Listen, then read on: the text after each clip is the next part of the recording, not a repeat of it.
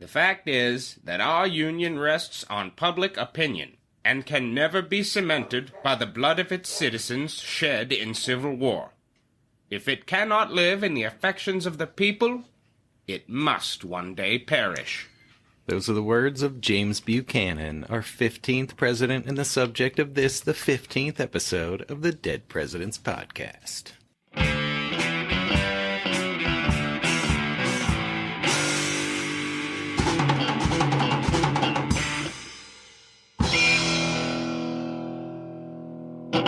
Welcome to the Dead Presidents Podcast.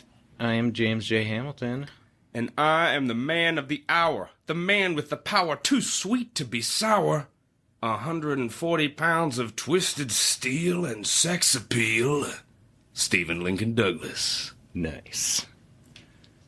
We're here with the best episode on the worst president. That's right. This is going to be the best podcast episode on the worst president in history. Yeah.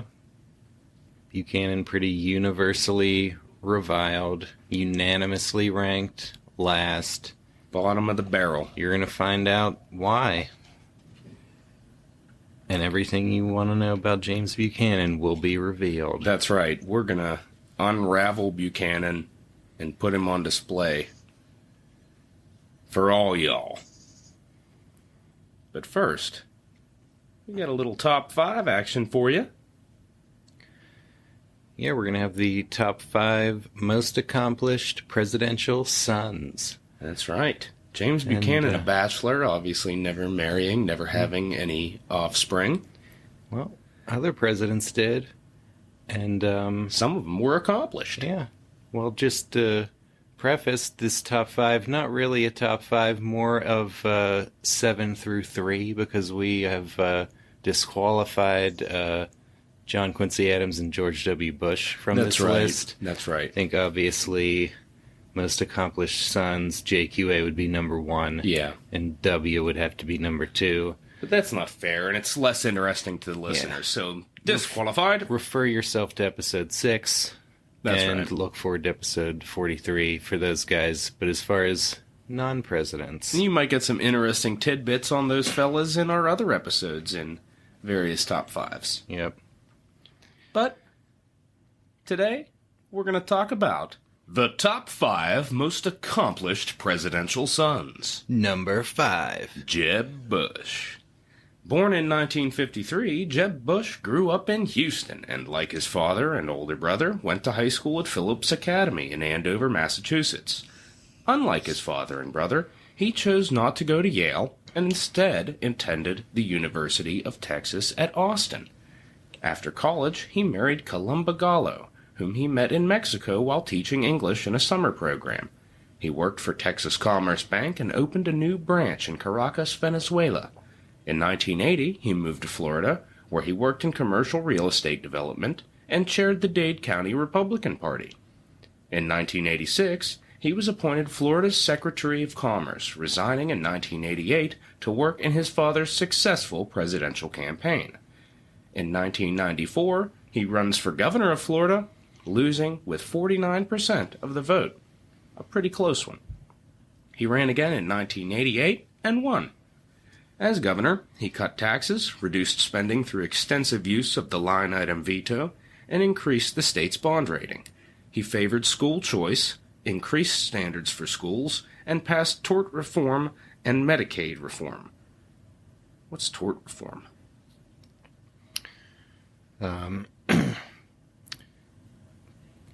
That's caps on lawsuits.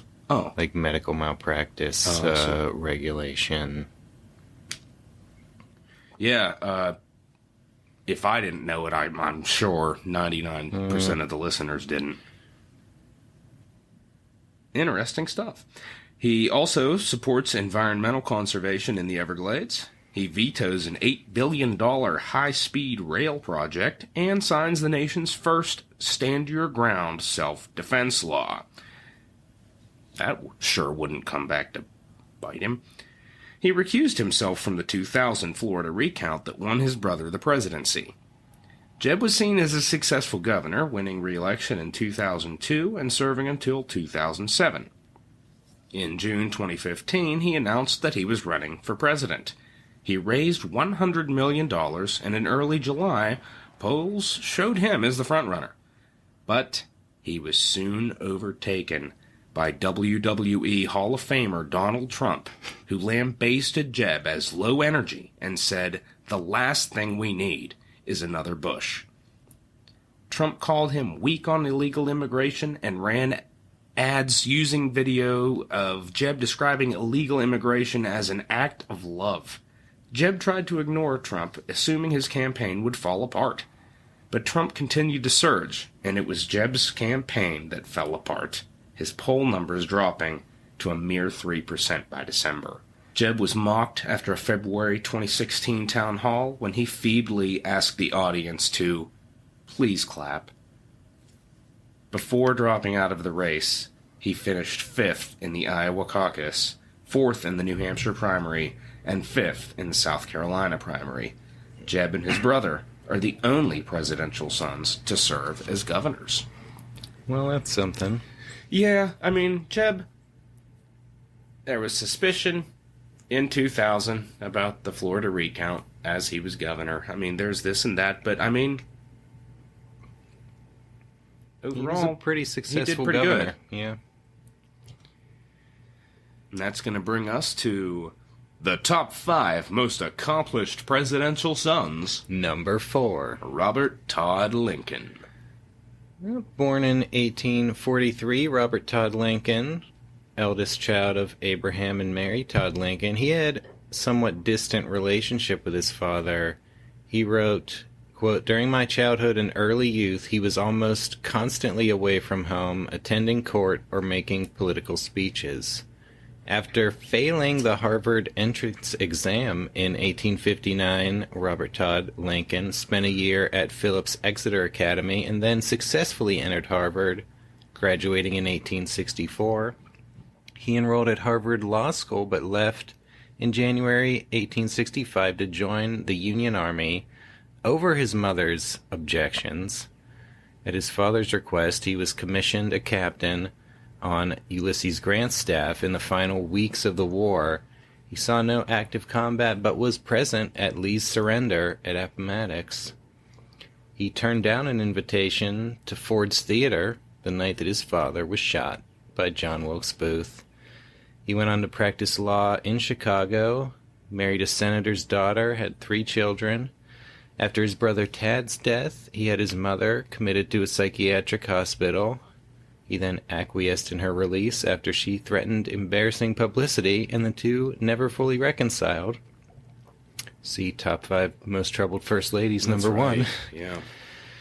In 1881, President James Garfield appointed him Secretary of War, and he was present on July 2nd, 1881, when Garfield was shot by Charles Guiteau. He headed the War Department for 4 years under Garfield and Chester Arthur. In 1884, he dispatched troops to restore order in Cincinnati after riots erupted over an allegedly rigged murder case.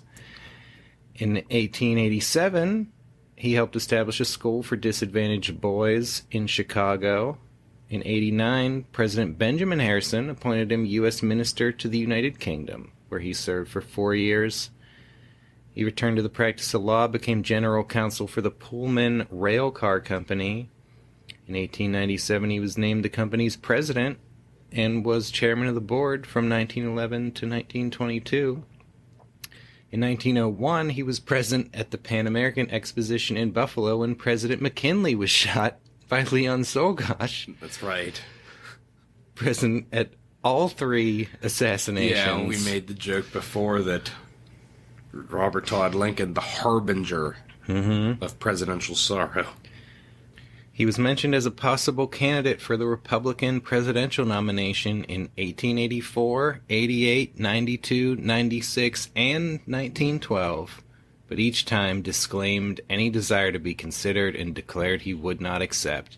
He later wrote, quote, "No one wanted me for Secretary of War, for Minister to England, for President of the Pullman Company. They wanted Abraham Lincoln's son."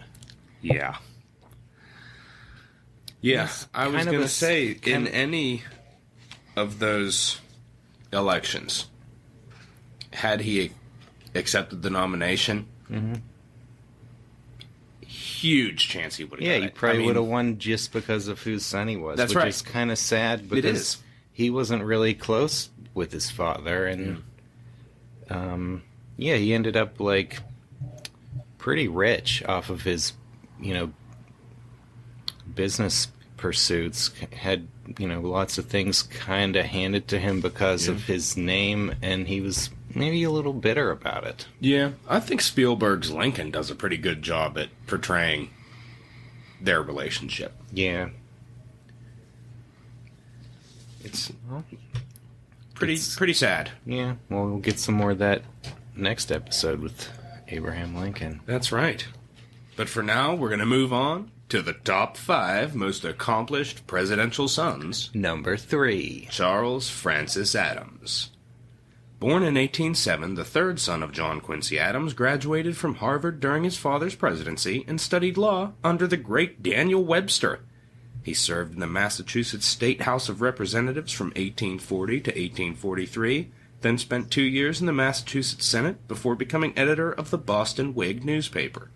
In 1848, he was the vice presidential running mate of former President Martin Van Buren on the anti-slavery Free Soil Party ticket, which went on to earn 10% of the national popular vote, and finished ahead of Democrat Lewis Cass in New York, Massachusetts, and Vermont. Not a bad showing.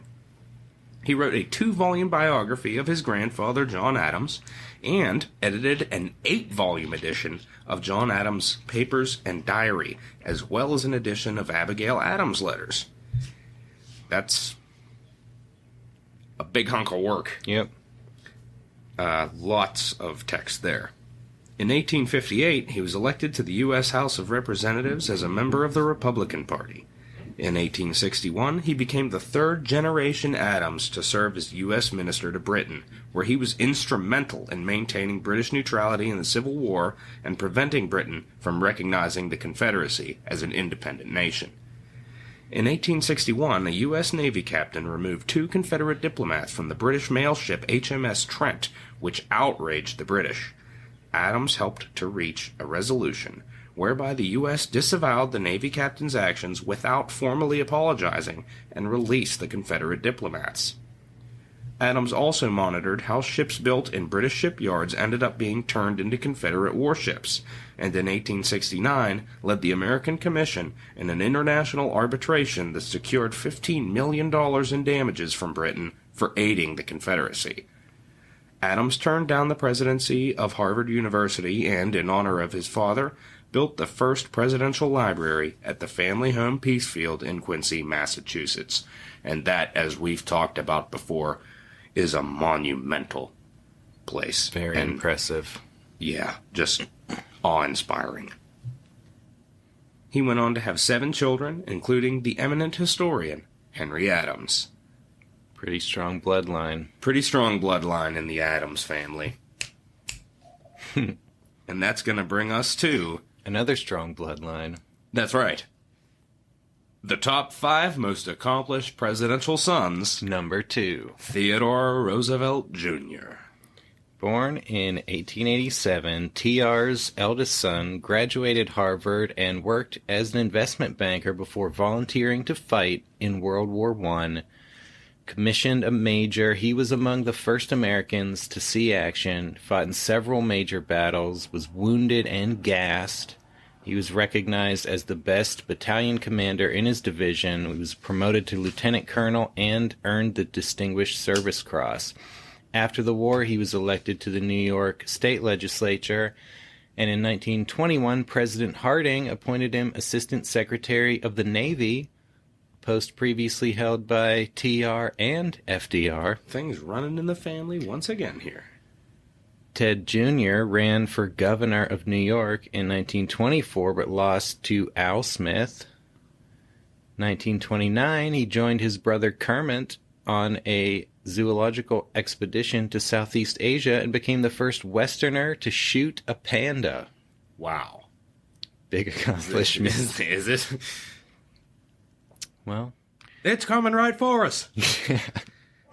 later that year, President Hoover appointed him governor of Puerto Rico, where he served for 3 years working to alleviate the Depression by building schools and attracting American investment and philanthropy.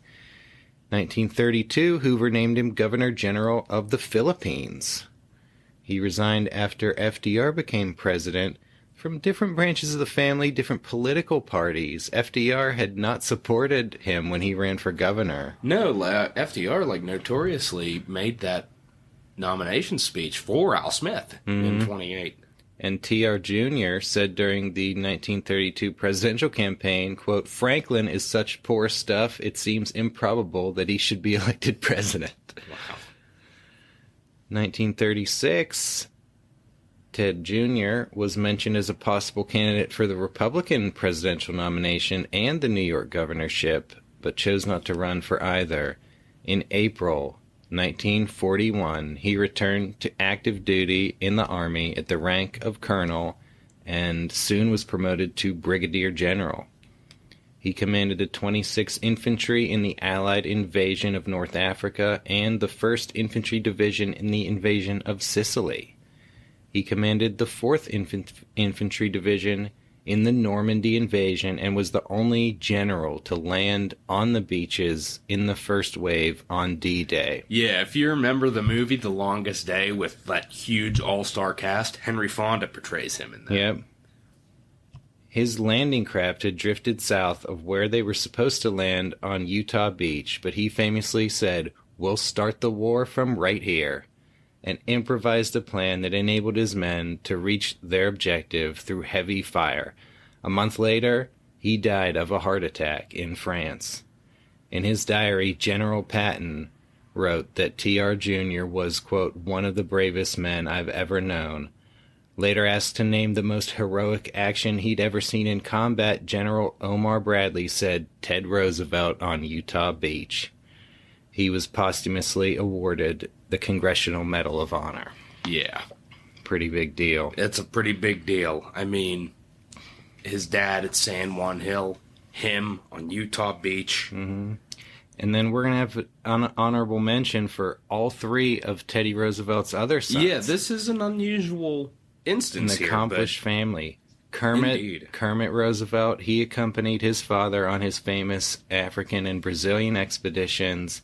He also served in World War I with the British Army in the Middle East and the U.S. Army as an artillery major. In World War II, he fought in Norway with the British Army before rejoining the U.S. Army. He died at Fort Richardson, Alaska, of a self-inflicted gunshot wound to the head. Yeah. I don't know all the details, but he was pretty messed up, I think. He was discharged from the British Army for health reasons, and I think he was in an institution for a few months. Tragic. His death was reported as a heart attack to spare his mother's feelings. But then you also got Archibald Roosevelt, who also served as an Army captain in World War I, where he was severely wounded, and as a lieutenant colonel in the Pacific Theater of World War II, where he was again severely wounded. And then the youngest son, Quentin Roosevelt, served in the Army Air Corps during World War I and was killed in action, shot down over France in 1918. What's a tragedy in the Roosevelt family? Mm-hmm. Well, they were fighters. But, that being said, a lot of accomplishment. Yep. And that's going to bring us around to the top 5 most accomplished presidential sons. Number 1. Robert Taft. Born in 1889, the eldest son of William Howard Taft, graduated from Yale College and Harvard Law School before being rejected from Army service in World War I due to poor eyesight. Instead, he served as legal advisor to Herbert Hoover's American Relief Administration. Beginning in 1920, he served 12 years in the Ohio State Legislature, including a year as Speaker of the House, where he opposed the KKK and Prohibition and reformed the tax laws. In 1939, he was elected to the U.S. Senate, where he led the conservative coalition opposing the New Deal, criticizing it for waste, inefficiency, bureaucracy, deficit spending, and socialism. He favored limited government, a balanced budget, low taxes, pro-business and pro-growth economic policies, a strengthened military, and limited social welfare programs. He ran for the Republican presidential nomination in 1940, but the convention compromised on Wendell Willkie. He strongly opposed U.S. intervention in World War II until Pearl Harbor, after which he fully supported the war effort. He condemned the Nuremberg trial as ex post facto law, arguing that vengeance is seldom justice. He received bipartisan criticism, but fellow Senator John F. Kennedy later applauded his principled stand in profiles and courage.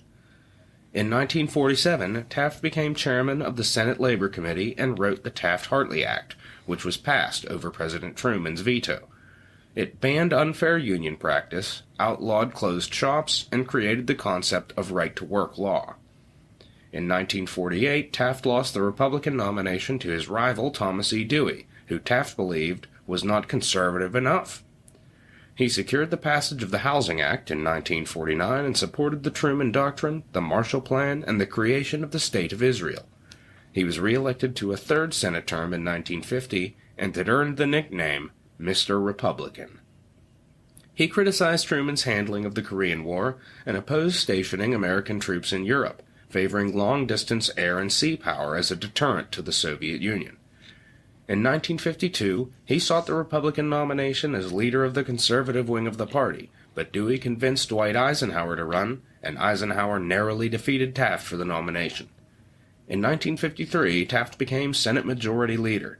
He strongly supported Eisenhower's domestic policies, tried to curb Joe McCarthy's red baiting, and warned against U.S. military involvement in Vietnam.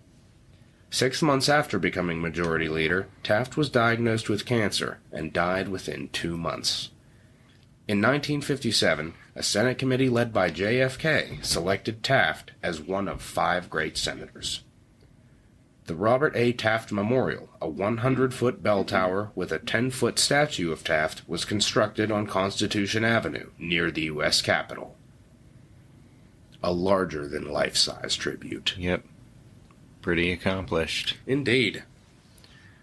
Mr. Republican Robert Taft, wheeling and dealing on the right side of the aisle for a long amount of years. Yeah, he was one of the major forces in the mid-20th century. That's right. We got some more honorable mentions real quick. A lot of accomplished presidential sons. That's right. John Van Buren served as New York Attorney General and was a party leader in the Democratic and Free Soil parties. John Scott Harrison, the son of William Henry Harrison, served in the U.S. House of Representatives and fathered President Benjamin Harrison. That's right. John Tyler Jr. served as Confederate Assistant Secretary of War, and much later, David Gardner Tyler served in the U.S. House of Representatives. Richard Taylor was a Confederate Lieutenant General, the last Confederate general to lay down his arms. James Webb Hayes won the Congressional Medal of Honor for service in the Philippines during the Spanish-American War. James Rudolph Garfield served as Secretary of the Interior under Teddy Roosevelt, who called Garfield's administration of that department, quote, beyond comparison the best we have ever had. Herbert Hoover, Jr. was Under Secretary of State for Middle Eastern Affairs under Eisenhower. FDR's 3 sons, James, Elliott, and FDR Jr., all served in World War II, with James and FDR Jr. later serving in the U.S. House of Representatives. Finally, John S.D. Eisenhower served in the Korean War and became a noted historian and author of books that have been recommended on this podcast. That's right. One of the highest honors any historian can receive. That's for sure. That's going to bring us to the end of our top 5 this week. And when we come back from this break, we're going to dive into the pre-presidential life of James Buchanan.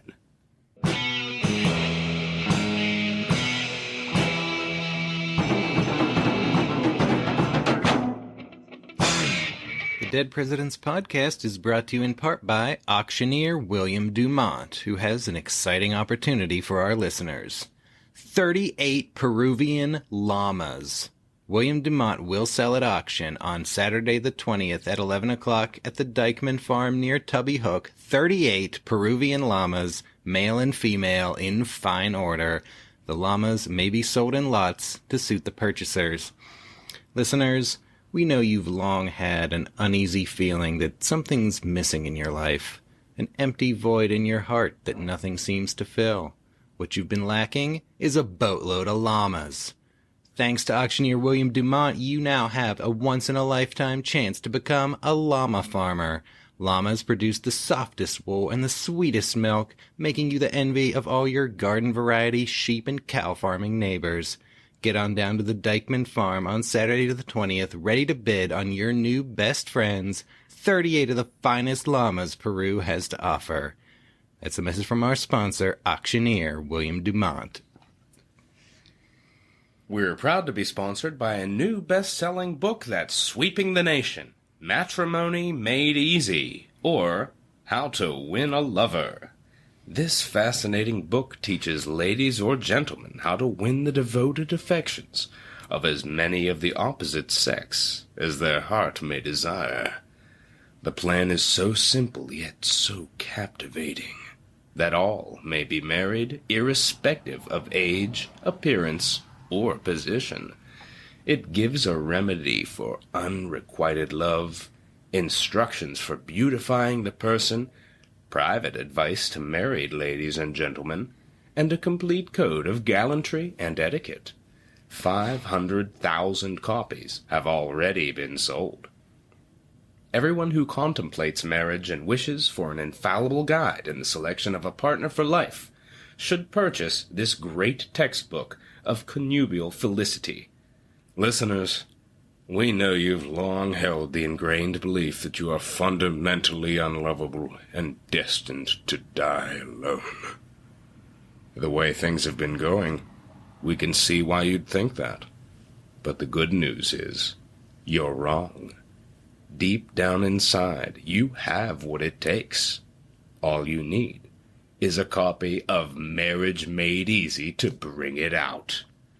No matter how decrepitly old, physically repulsive, or financially bankrupt you are, Marriage Made Easy can help you find your soulmate.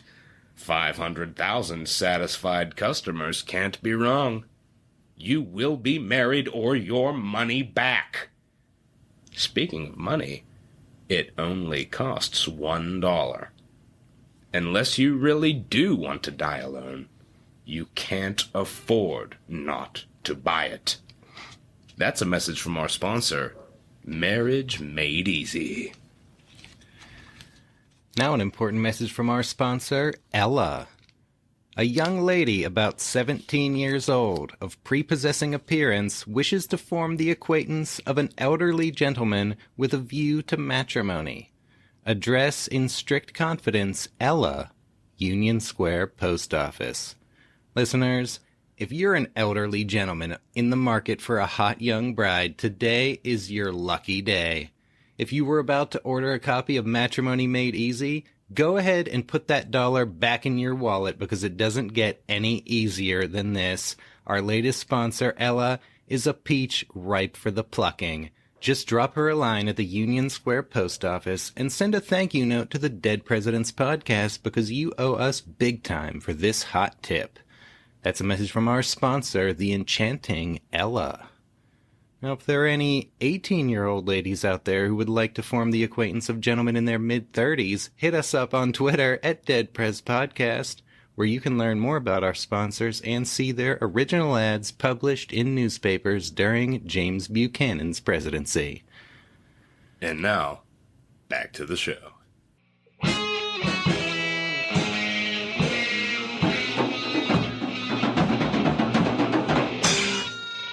And we're back, ready to dive into the life of James Buchanan. That's right.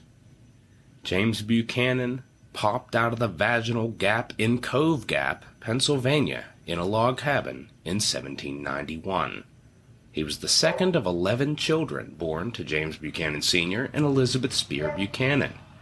James Buchanan Sr. was Scotch-Irish and immigrated to Pennsylvania from Ireland in 1783. He operated a trading post and became a successful merchant, store owner, farmer, and real estate investor. He moved the family to nearby Mercersburg and became the town's richest man. Elizabeth Spear Buchanan was the daughter of Scotch-Irish immigrants. She read Shakespeare and Milton to her children, and Buchanan credited her with instilling him with ambition to be useful to his country. Now, Buchanan's childhood, he's got sisters, and he's kind of doted upon, it seems, in his upbringing. Yeah, he was the oldest son. Yeah.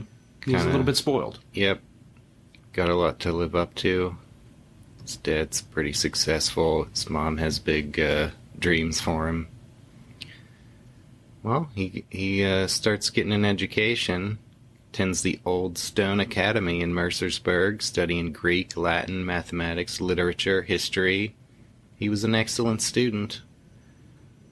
1807, he entered Dickinson College in Carlisle, Pennsylvania. And this is where things take a little bit of a 180 in terms of his excellent scholastic attentiveness. He was expelled for bad behavior. Now, he later claimed that he participated in the riotous activities such as drinking, food fights, and window breaking out of a desire for approval and popularity among his classmates. That's it. Trying to impress the boys. Yeah. But he was soon reinstated. I think his minister intervened on his behalf. Yeah. He graduated in 1809 with honors, although he would maintain a low opinion of Dickinson College. Yeah. And Buchanan was number 5 on our drunkest presidents list. That's right. And this is where he's getting his start there. And he's also getting a start in when he does something that pretty much everybody else would see as wrong, he'll go back and blame something else for it. Yeah. It was so Dickinson's it's like he gets in fault. trouble. He gets in trouble for acting like a dick, but he blames Dickinson. Yeah, well, like, kind of student rebellions at colleges were a big thing at the time. Sure, look at Pierce in the last episode with his cadets marching by the dean's house and waking him up and upsetting him. Yeah, and at least one of John Quincy Adams' sons was expelled from Harvard for stuff like this. So this was like kind of the thing at the time. Yeah, it's not uncommon. So it's Buchanan probably blaming the college administration. And it's certainly not uncommon in recent times. No. Well, after college, Buchanan moved to Lancaster, Pennsylvania, which is one of the bigger cities in the country at the time.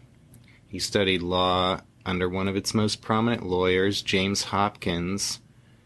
Again, working hard at his studies, he gave, quote, severe application to the study of law and was admitted to the bar in 1812. That year, the state capital moved from Lancaster to Harrisburg. That's right, Lancaster was the state capital there for a spell. And a lot of lawyers moved with the capital, but Buchanan stayed in Lancaster and became one of its most prominent lawyers. Kind of pulling a Millard Fillmore. Yeah. He got, his law income would eventually rise to $11,000 a year, which is the top tier of the profession. That's pretty impressive. Yeah, he's making a lot of money. Yeah. And then he pretty shrewdly invested his money over the years in land and real estate developments, which made him a pretty wealthy man and kept him pretty wealthy throughout what would become his long career of relatively low-paid public service. Yeah. As a lawyer, he represented a lot of prominent politicians, handled some high-profile cases, including the successful defense of state court judge Walter Franklin against impeachment charges. So he's a rising young man. He joined the Freemasons. He's got a lot of connections now. he's about to get into politics as a member of the Federalist Party. Yeah. Now, if he had stayed in the law, he probably would have been just a lot better off. Well, yeah, he probably would have been rich and successful, but he has bigger dreams, and he's probably... They're going to turn into bigger nightmares. Yeah, probably, I'd say almost definitely the last president we're going to mention who was in the Federalist Party. Mm-hmm. This is the tail end of that party, really. That's right. So in 1814, at age 23, Buchanan becomes the youngest member of the Pennsylvania House of Representatives. As a Federalist, he supports federally funded internal improvements, protective tariffs, and a national bank. He criticizes the Madison administration's leadership during the War of 1812, arguing that the Democratic Republicans had diminished the Army and Navy, and, by refusing to recharter the Bank of the United States, had destroyed the means of rebuilding them. In 1814, Buchanan served as a private in a volunteer militia company that marched in defense of Baltimore, but he never sees action. The British are gone by the time they arrive in Baltimore, and his uneventful service was later mocked by Henry Clay. Buchanan, the only president to hold the military rank of private, every other president that has served in the military has been of a higher rank. Yeah. Significantly so in most cases. Mm-hmm. Well, it was a brief foray for Buchanan. Indeed. Not much of a military man. No. But he is an up-and-comer. He made a march. Yep. 1819, Buchanan became engaged to Anne Coleman, the daughter of an extremely wealthy iron mine owner, who, like Buchanan's own father, was a Scotch-Irish immigrant. But Anne, pretty soon after the engagement, she feels like Buchanan is neglecting her in favor of his legal and political career, and she let him know it. He went out of town for business. He had some big case going in Philadelphia at the time, I think. When he returned to town, his first visit was not to Anne, but to the home of a friend, where another unmarried young lady was present. Anne heard about the visit, heard about Buchanan's engaging conversation with this other woman, and she broke off the engagement. Her mother took her to visit relatives in Philadelphia, where she suffered, quote, hysterical convulsions and inexplicably died. Yeah. Yeah, the big rumor is she committed suicide. Yeah. More likely, she maybe had epilepsy, might have died of an overdose of laudanum or chloral hydrate. Yeah. Whether it was accidental or intentional, it happened. Mm-hmm. And Buchanan was crushed. Yeah. Just completely devastated. The thing to remember here is a really big character trait of Buchanan is he really liked talking to women. And later on, flirting with women. Mm-hmm. It's just something he did. He doesn't have any intent. He doesn't plan on acting on this. He just does it to do it. Mm-hmm. We're going to hear about it later, where this kind of thing kind of almost crossed a border. But it was just kind of part of who he was. He just liked to kind of schmooze with the ladies, and he never meant anything, by it. He wasn't trying to pick anybody up. Mm-hmm. It was just, he thought it made him likable. Yeah. Well, Anne already feeling pretty neglected with him being gone all the time, and it seemed to her like as soon as they got engaged, he kind of like checked out, wasn't really paying much attention to her, and then she hears about him talking to this other woman. I read that this other woman might have like sent the note along, kind of like deliberately trying to mess with her. Now that's kind of messed up. But yeah, in any event, it took a pretty tragic turn, and Buchanan was devastated by it. He wrote, quote, "I feel happiness has fled from me forever." And her father refused to let him attend the funeral or walk in procession to the cemetery. Yeah. Yeah, he feels kind of guilty about what happened, and a lot of her friends and family blame him. Yeah. And I don't think he intended it, and I think that's what just absolutely pushed him to a point where he was like, all right, I'm just going to try and throw myself into my work. Yeah, of course, Buchanan never married, and in later years he would explain his lifelong bachelorhood by claiming that Anne Coleman had been, quote, the only earthly object of my affections, and that after losing her, he just couldn't think about marrying anybody again. And he never did. He never did. There's stories, but he never seriously contemplated marriage with anybody. Yeah, we'll get into a little bit more about his personal life soon, but yeah, after that he really just dedicated himself to politics. He's got to throw himself into politics, and that's going to lead to the U.S. House of Representatives.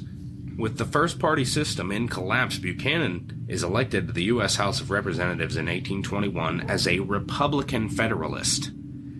His views were shifting towards those of the emerging Democratic Party, and during his 5 terms in the House, he was close with many Southern congressmen and became more and more a states' rights man. When the 1824 presidential election is thrown to the House, Pennsylvania's top choice is Andrew Jackson, but it also likes Henry Clay. Now here we get into some intrigue, James. Yeah, this is an episode that's going to haunt Buchanan for a while. That's right. Buchanan approached Jackson and suggested that Pennsylvania might like to see a President Jackson named Clay as Secretary of State. Jackson adamantly refused to make any deals, and Pennsylvania's House delegation stayed in Jackson's column. But when Clay's influence led to the House making JQA president and JQA named Clay as Secretary of State, Jackson considered Buchanan tainted by association with this corrupt bargain. Yeah, that seems like... I'd not heard about that until recently, and that seems like a really foundational aspect of Jackson seeing the corrupt bargain. He's like, they tried to offer me this corrupt bargain. Mm-hmm. If I'd said yes to Buchanan, then I'd be president, and I'd have to, I'd owe it to Clay. Yeah, that was kind of eye-opening. That's exactly what happened with Adams. That's right. And now Buchanan, he's a Democrat, and then, it's about to become the Jacksonian Democratic Party. Yeah. He's got that taint in the eyes of Jackson. Yeah, nonetheless, he becomes loyal and ardent, supporting Jacksonian policies. He opposes the Adams administration. He helps organize the Democratic Party in Pennsylvania and campaigns for Jackson in 1828. He became chairman of the House Judiciary Committee, where he helped defeat an attempt to limit the Supreme Court's appellate jurisdiction and led the impeachment prosecution of Judge James Peck, which fell just 1 Senate vote short of conviction. And in 1830, Buchanan's going to decline to run for re-election and resume his law practice in Lancaster. And again, if the story ended here, it might have been better for him, but... Well, he still wants to be a player. He's still a prominent political guy, and his name was among those floated for consideration for the vice presidential nomination under Jackson in 1832. That nomination, of course, going to Martin Van Buren. And Buchanan's going to get a little bit of a consolation prize or a little bit of a payback for his corrupt bargain involvement. He's going to get somewhat exiled to the appointment of minister to Russia. In a sense, yeah. Buchanan's an important member of the party, but Jackson personally considers him, quote, an inept busybody. Yeah, So he ships him off. Yeah, Russia's pretty far away. Not a lot of people too thrilled about going there. Yeah. But it's where Buchanan's going to be sent. That's it. He reluctantly accepted. In St. Petersburg, he learned to speak French, which was the language of European diplomacy at the time. He negotiated a commercial and maritime treaty with Russia and had an audience with Tsar Nicholas I. After 18 months of service, he returned to the United States, where the Pennsylvania state legislature sent him to the United States Senate. That's right. And if you'll remember from episode 1's top 5? Yep. While in Russia, Buchanan didn't have too much to say other than he admired the Russian peasants for their ability to hold their liquor. Yep. The Russian... Quoting, they drank enough to kill the devil. Mm-hmm. The Russian aristocracy, not so much, but the peasants, they're the salt of the earth. That's it. So now Buchanan's going into the Senate. He's going to start to become more of a big deal. Yeah. And part of his political rise has to do with his personal relationships. That's right. Yeah, the group of people that he chooses to hang out with influence his policies and his politics for the rest of his life. Yep. For the next, he's going to spend about 10 years in the Senate, and his living arrangement at the time is going to be, senators lived in boarding houses. Right. A lot of guys, bunking up together, forming close groups that way. And he is going to be part of the, quote, bachelor's mess. Yeah. Living with other congressmen, unmarried Democrat congressmen, most of them from the South. Yeah. They're going to become, a pretty influential social group and like a voting bloc. That's right. This little, roommate situation is also like a powerful political alliance. And the guy who's going to become Buchanan's closest friend and ally is Senator William Rufus Devane King of Alabama. That's right. And here's where we get to, Buchanan never married. There's all the speculation of maybe was he gay? Maybe if he was homosexual. And King also never married, and that's the speculation, is that the two of them may have had a relationship. King, we talked about Buchanan, he was engaged, and he would continue to flirt with women. King never had any romantic attachment to any women. Before Buchanan went to Russia, King went to Russia as secretary to the Minister of Russia. Yeah. He claimed that over there he had fallen in love at first sight with Princess Charlotte, wife of the future Tsar Nicholas. And though he never had a conversation with Charlotte, he later used her as an excuse for his bachelorhood. Yeah. Kind of, I don't know. It's just kind of, it seems like just a story. Well, yeah. When these guys, they're getting up in years and they're never married, people ask some questions about it, and they have to have something. They have like a little romantic story to tell about it. Yeah. King wrote, "Mine is a wayward heart that loves but once and loves forever." And that's Princess Charlotte, according to him. Which is the kind of, it's a ludicrous thought. Yeah. Some secretary over there, he just sees her. Yeah. And decides, oh, that's the love of my life. I could never love again if I can't have her, who I never spoke to. It makes sense to me, because, King, clearly disinterested. Mm-hmm.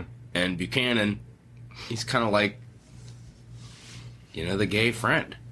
that hangs out with the girls and, complimentary and a little flirty and such, but doesn't mean anything by it. Mm-hmm. I don't know. Well, their contemporaries commented on their close relationship. A Washington socialite wrote, quote, Buchanan and King were called the Siamese twins. They ate, drank, voted, and visited together. Andrew Jackson once referred to King as Miss Nancy, and in a letter to Sarah Polk, Aaron Brown of Tennessee referred to King as Aunt Fancy, Buchanan's better half and Buchanan's wife. Yeah. Although the same Aaron Brown would later happily accept Buchanan's appointment as Postmaster General. Sure. Like, he says that stuff when his guy Polk is maybe a rival of Buchanan for the nomination, but later he's all He's fine offered a and dandy. position, sure. That's the thing, like, maybe these guys were gay in their hearts, but I don't really see any evidence that they ever acted on it, and I really don't believe that they did or had a relationship. I personally don't think that it matters. No. I mean, it doesn't, but it is, that's an interesting question that people always ask. Because they're living in close quarters with all these other congressmen for years, and they're living with other unmarried men, and being a bachelor is becoming a little more common at this time. A lot of other congressmen are not married, and they're all living together.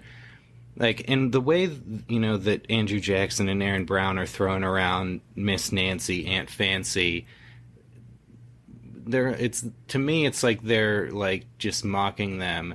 Yeah. If they really thought these guys were actually gay and having sex with each other, that would be a serious allegation. That's not just a joke. I mean, if you think about it, Oscar Wilde wouldn't happen for decades. No.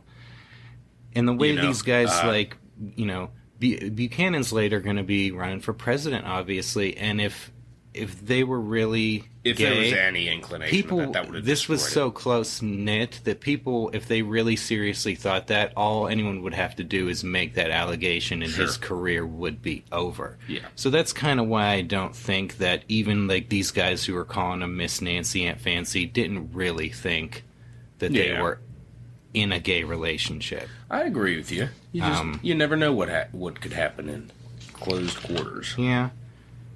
Well, it's all speculative. Getting to the other, part of the, this speculation about these two has to do with a couple letters that survive from them. Right. In 1844, King was leaving the Senate to become minister to France, and he was headed to New York on his way to France when Buchanan wrote to their mutual friend, Cornelia Van Ness Roosevelt, in New York. He wrote, I am now solitary and alone, having no companion in the house with me. I have gone a-wooing to several gentlemen, but have not succeeded with any one of them. I feel that it is not good for a man to be alone, and I should not be astonished to find myself married to some old maid who can nurse me when I am sick, provide good dinners for me when I am well, and not expect from me any very ardent or romantic affection. Yeah. That, if you just read that without thinking about it, it seems, whoa.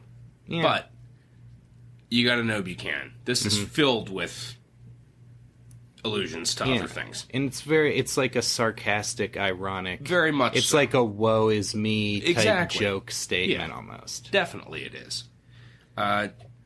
Solitary and Alone alludes to a famous speech by Thomas Hart Benton. And I don't think it's well for a man to be alone. It's straight from the Bible.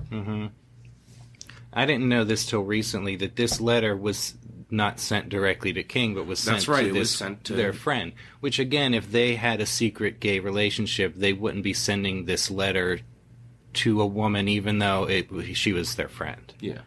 And then King wrote back to Buchanan. He wrote, I am selfish enough to hope you will not be able to procure an associate who will cause you to feel no regret at our separation. For myself, I shall feel lonely in the midst of Paris, For there I shall have no friends with whom I can commune with as with my own thoughts. Yeah. It's just the language of the times, I think, throws people.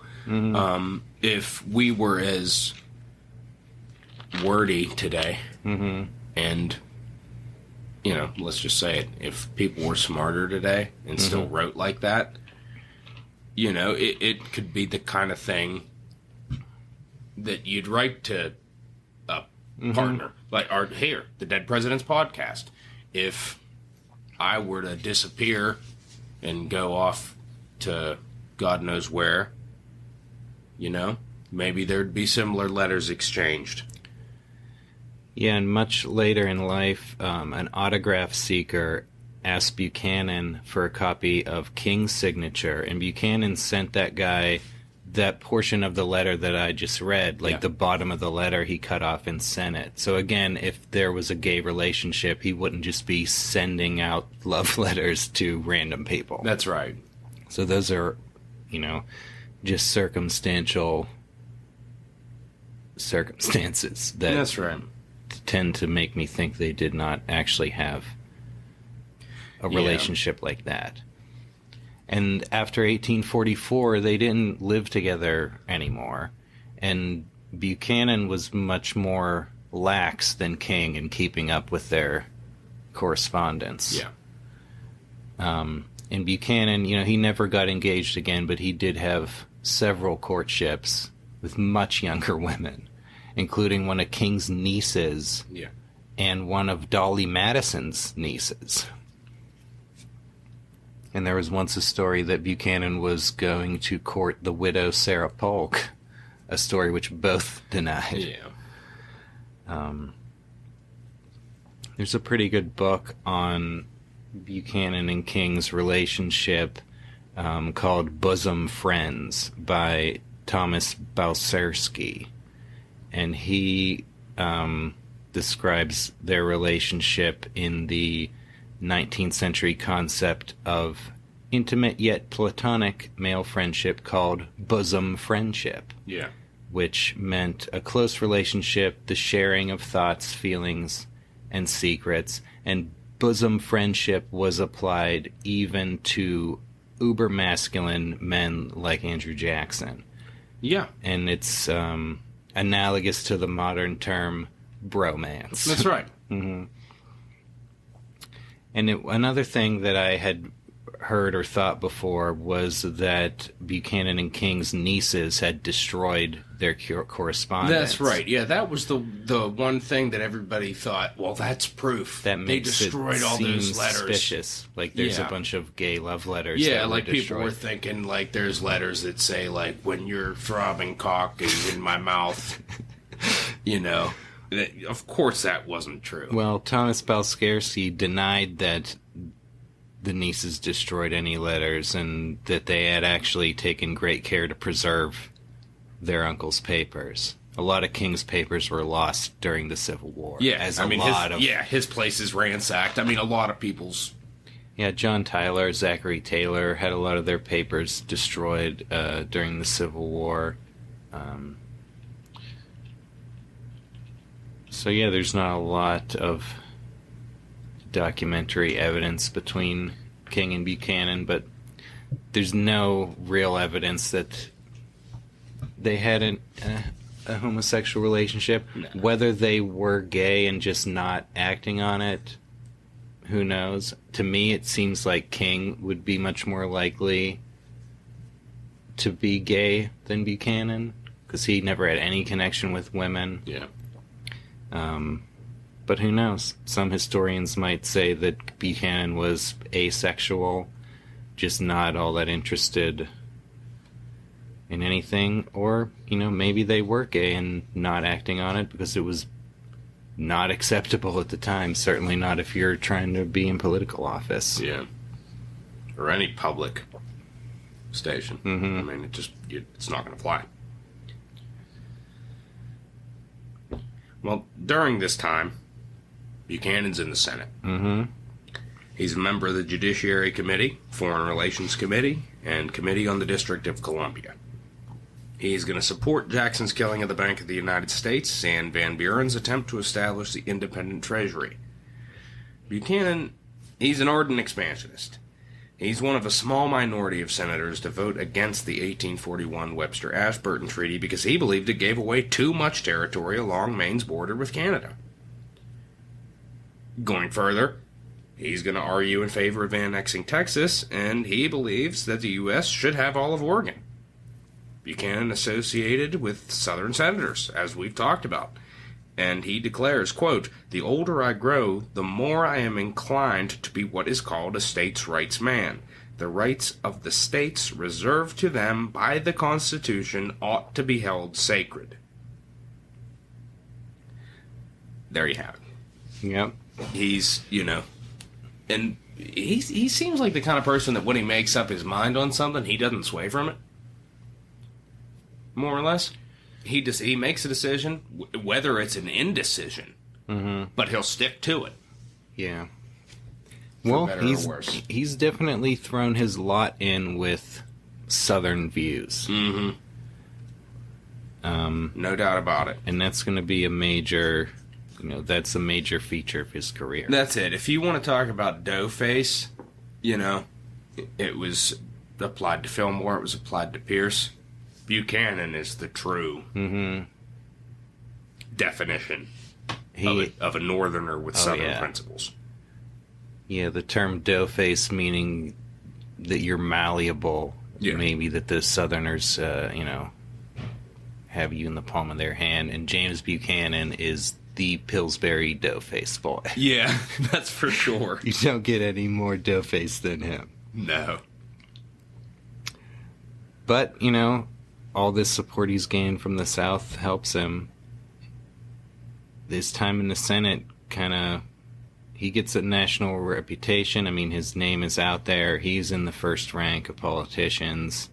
He's right there, kind of just below your Henry Clays, your Daniel Websters. Yeah. And he starts being kind of perennially considered as a potential presidential candidate. He's the favorite son of Pennsylvania, which is one of the more powerful states, and they've never had a president. So how about James Buchanan? Yeah. President John Tyler offered Buchanan a seat on the Supreme Court, but his higher ambitions prompted him to decline. The 1844 Democratic National Convention, he received a few votes. He was in third place on a couple of ballots before the convention turned to the dark horse candidate, James K. Polk, who defeated Henry Clay and became president. And that's going to be another chance for Buchanan to move up. That's right. And that's going to bring us to James Buchanan's tenure as Secretary of State. Now, Polk, he's promised to serve just one term, and he prefers not to name any presidential hopefuls to his cabinet. But Vice President George Dallas was from a rival faction of Pennsylvania Democrats, and Polk's selection of Buchanan as Secretary of State appeased the rest of Pennsylvania Democrats. Kind of just something that he felt needed to be done. Well, Buchanan's... Yeah, he's up there, Secretary of State, one of the classic stepping stones to the presidency. And that's right. And, he's confirmed, he's in there. Yeah. But pretty soon after, he's thinking to himself, I might rather be on the Supreme Court. Yeah, another high post, but not a stepping stone to the presidency. So it really seems like he would really like to be on the Supreme Court, but he still kind of wants to be president and knows that's going to mess things up. So he kind of seems like he's going back and forth with Polk. That's right. About where he wants to be. And if you look into Polk's diary, there's plenty of occasions where the two have arguments over it. Polk, not a big fan of Buchanan. Decide what you want to do, man. Yeah, that's pretty much it. Buchanan, he ultimately decides to stay in the cabinet. And Polk finds him brooding, in a bad mood, not pleasant in his intercourse with me, just stuffy, ostentatious. I think a term, if you were to ask a number of his contemporaries, describe James Buchanan in one word, I think a lot of them would say vacillating. Mm-hmm. Polk certainly would. Yeah, this is definitely one instance where he vacillated a lot. And then, in about whether he wants to be Secretary of State, and then on some of the major issues. Yeah. Because we're going to be adding over 1 million square miles of territory to the Union while Buchanan's Secretary of State. That's right. But where's he at on this? Because originally he favors compromise with Britain on the partition of the Oregon Territory at the 49th parallel. Mm-hmm. But then Polk, he starts bluffing Britain by demanding all of Oregon. Then the 49th parallel compromise is coming into fruition, and now Buchanan starts to want to demand all of Oregon. Yeah. He's flip-flopping. Yeah, it just seems like he's just trying to butt heads with Polk. Well, at the same time, he's doing the same thing in Mexico. Right. Because we're going to war with Mexico, and Buchanan is initially against seeking any Mexican territory below the Rio Grande. Yeah. But then, by the end, once we've won the war, he wants to demand Baja California and the Sierra Madre. Right. And again, Polk believes that Buchanan is trying to appear hawkish on expansionism because he wants to be president. Yeah. Polk says, quote, "Since he has considered himself a candidate for the presidency, it is probable that he looks at the subject with different considerations in view from those which he previously entertained." Polk concluding that Buchanan is an able man, but is in small matters without judgment and sometimes acts like an old maid. Now, Secretary of State, that's a really important position, and like you said, we had a hell of a lot go down during the administration, but where does Buchanan rank in the list of Secretary of States?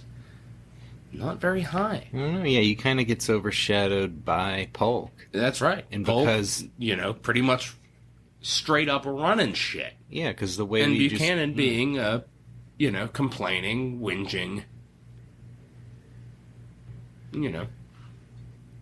Yeah, he flip-flopped on Oregon and Mexico and managed to be on the opposite side from Polk at all times. Yeah. And it was Polk that ended up winning and getting what he wanted. Buchanan just kind of along for the ride. And that's it. I mean, if he'd played ball, he might be considered one of the greater secretaries of state. Mm-hmm. But no way. It's too bad. But it's just like all part of a kind of continual that could record on him. A better record in state could have done him service in the 1848 election, because Polk's not running, and there's not really an obvious candidate for the Democrats. No. Could have been a great time for Buchanan, and he starts off second place at the convention. Yeah. Behind Lewis Cass of Michigan. But it's not really all that close. Well, I mean, the thing is, Polk let it be known in the press that he was only running for one term and that his cabinet would not contain anybody with presidential aspirations. That was touted from the beginning. So Buchanan's kind of in a spot because damn well he wants to be president. But he's in the position where there have been statements released saying that none of the cabinet have presidential aspirations. Despite that, he's second to Lewis Cass here. But as we continue on, he falls behind Levi Woodbury of New Hampshire and continues to lose support, and Cass wins the nomination on the fourth ballot. Yeah. Now, Buchanan is going to go into basically a 4-year void out of public office. He's going to buy a country estate outside of Lancaster. He calls it Wheatland. Yeah, that seems kind of like, with his fascination with the Southerners and their way of life, this is his, his Southern plantation mansion, kind of. Sure. He wants this, like, secluded country estate where he can be a country gentleman like his Southern friends are. That's right. Yep, it all goes back to that influence. Mm-hmm. He also, he's presiding over a large family. He's not married and has no kids, but he had 10 brothers and sisters, and a lot of them are dead. Yeah. And Buchanan becomes the father figure and guardian of a lot of his 22 nieces and nephews and numerous grandnieces and nephews, using his political influence to get some of them government jobs. Yeah, and that's another thing, going back to the sexuality thing. Buchanan had enough going on that I honestly don't think he even gave it any thought. Yeah. I really don't. I don't think that he gave, just sex in general thought. Mm-hmm. He poured himself into this other shit. He has all kinds of kids around him. Mm-hmm. Yeah, one of the reasons to get married is to have children so you can have, like, heirs. Buchanan kind of already has a lot of children he's taking care of. Yeah. I think he doesn't really... He didn't really care. His big thing is, he wanted to be president. Mm-hmm. Well, he's going to keep working on that during this time. He's got a lot of influential people coming to Wheatland. And he routinely travels to D.C. and Richmond, of course, building connections. Mm-hmm. He's going to cultivate Southern favor by strongly supporting the Fugitive Slave Act and condemning abolitionists as fanatics who meant to, quote, apply a torch to the Union. Now we're going into the 1852 Democratic Convention. He's one of the leading candidates, but we got some others here. You got Lewis Cass again, but you got New America with Stephen Douglas, and you got William Marcy, who was in Polk's cabinet. You got a divided field. Mm-hmm. So it's going to be tough for anybody to secure the nomination. What's going to go down here? Well, you need a 2/3 majority in the Democratic Convention rules. Buchanan's going to be in second place behind Lewis Cass on the first 19 ballots at the convention, and then he's going to move into first place. Ballots 20 through 29, he's the leader. But then he starts to drop off. By ballot number 36, he's down in sixth place. Mm. And as you recall from last episode, you got the dark horse Franklin Pierce. That's right. Coming in as the compromise candidate. Buchanan declined to be considered for the vice presidential nomination as a consolation prize, but instead successfully supported his boy, William Rufus King. That's right. Now, it should be said that King and Buchanan had pretty much drifted apart by this time. They weren't really in regular communication. Well, they weren't living together anymore. But no, they weren't living together. They were still allies. And they were allies. It seemed like they were occasionally, but Buchanan had kind of drifted a little bit. Yeah. What they really hoped for was the Buchanan King ticket, the bachelor ticket, which would have balanced North and South, and that would have been there was a lot their going ultimate on there. dream. Yeah, wasn't in the cards for Buchanan at this time. But King, of course, dies shortly after assuming the vice presidency, which he does so on foreign soil. Yeah. He dies of tuberculosis in 1853. And Buchanan, he doesn't make any public statement on King's death. Instead, he writes a friend, quote, I have never known a purer or a better man. He also wrote that he had, quote, lived with King for many years as a brother, and would rather have taken his advice upon any subject, personal or political, than that of any other man. Yeah, true bosom friends. Indeed. So, Pierce is going to be president now. Where is that going to leave old 10-cent Jimmy? Well, Jimmy Buck. he's going to get another chance to vacillate. Because Pierce is going to offer him the chance to be minister to Britain. Yeah. And he's not too sure about that. Yeah. He's more focused on Pennsylvania. Yeah, he's wondering what other patronage Pennsylvania might get if this one's going to him. And also, seems he's also worried about what is his portfolio going to be as ambassador, because Pierce wants to have some of the issues with Britain being dealt with by the Secretary of State negotiating with the British ambassador in Washington.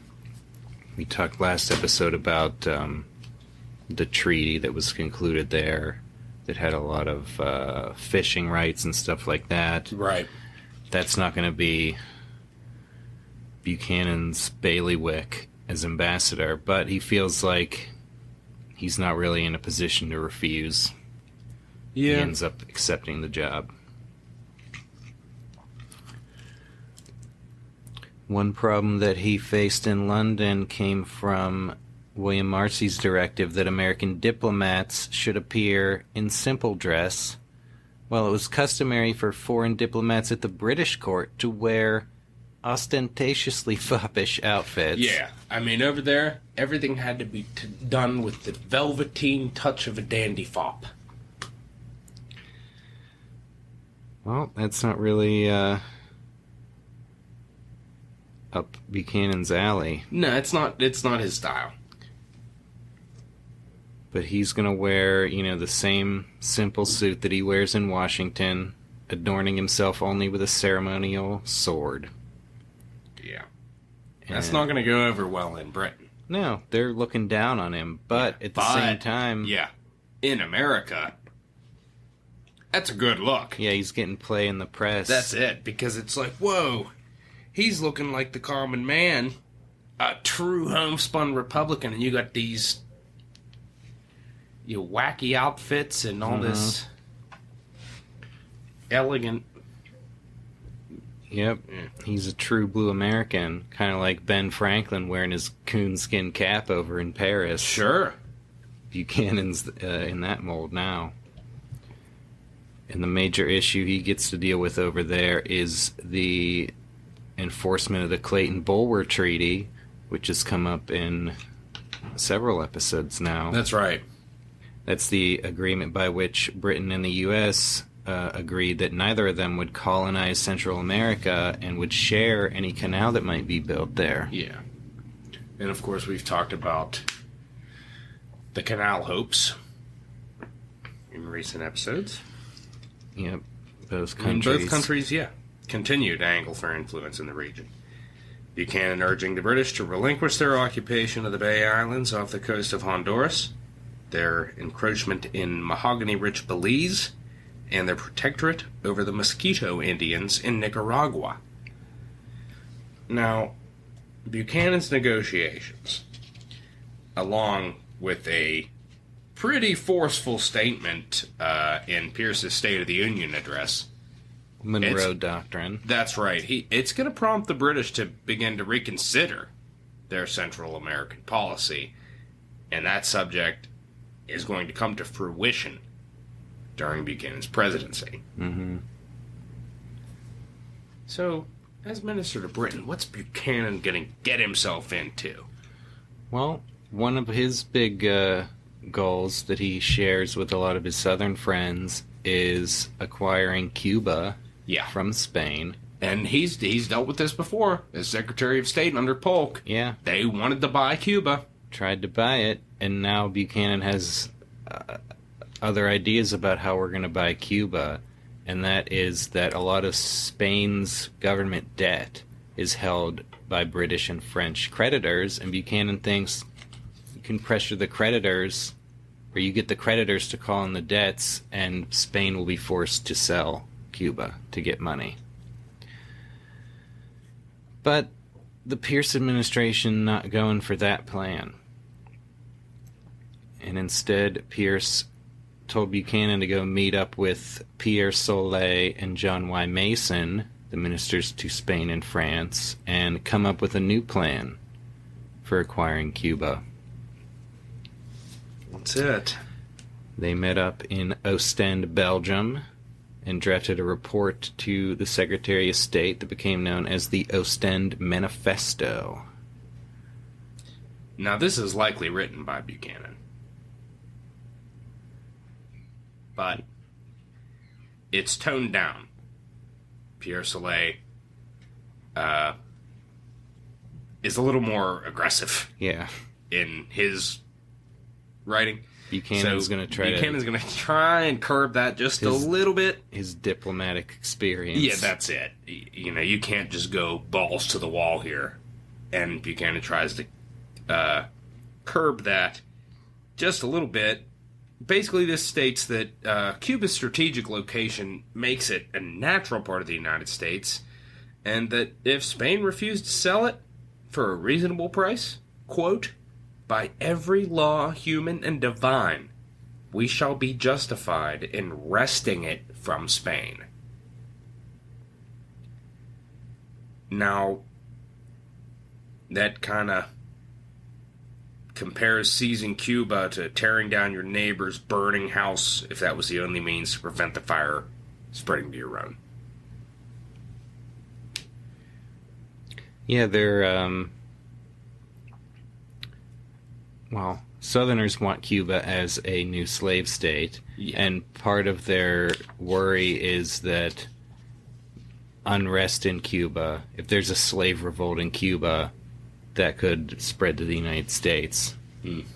So that's probably what they are getting at with a fire spreading between houses. Now, that's a report to the Secretary of State. Yeah. But it's going to be leaked to the public and denounced by Northerners as a warmongering plot to expand slavery, coming out at the same time that the Kansas-Nebraska shit is hitting the fan. Right, so the already embattled Pierce administration, they're going to be forced to abandon their efforts here. But Buchanan's role, it's actually going to further endear him to Southerners, and it's not going to truly affect his stance with Northerners, because he's out of the country at the time. It doesn't... People blame Pierce for it. They don't blame Buchanan, even if he was the one that wrote it. Mm-hmm. They don't know that. Pierce is president. Let's blame Pierce. Yeah. Buchanan gets away with it. He's overseas. So this makes him a prime Democratic candidate. Yeah, 1856 is rolling around. Pierce is, things are not going well for Pierce. Mm-mm. The other big guy, Stephen Douglas, he's the one who started this whole Kansas-Nebraska crap. Right. They're both extremely tainted by that policy. That's it. And 4 years ago, Buchanan was like maybe too old and too, boring to be the guy. But now 4 years later, he's 4 years older. He might be the only one to help us. Yep. He's, by being overseas, he avoids the Kansas-Nebraska bullshit. Mm-hmm.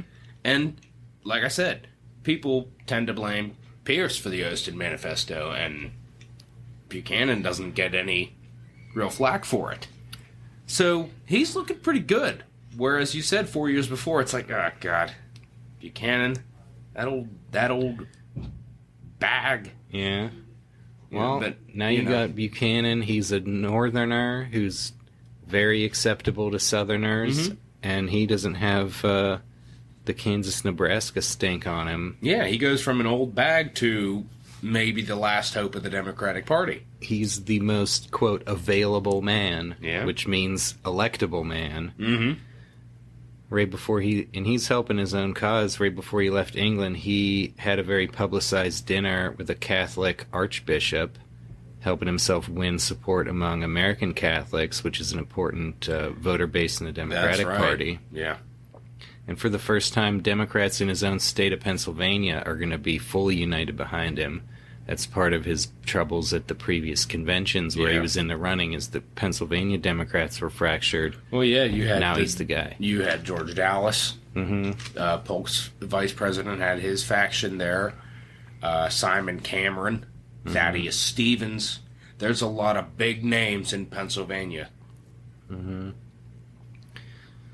Well, Buchanan is the guy at this particular moment. That's it. And he's also got some powerful senators organizing support, painting him as an experienced leader. And that's it. The aforementioned John Slidell. Mm-hmm. You got Jesse Bright of Indiana, James Bayard of Delaware, and they're saying this guy Buchanan, he's the one who can appeal to Northerners and Southerners. And he's got the experience. Yeah.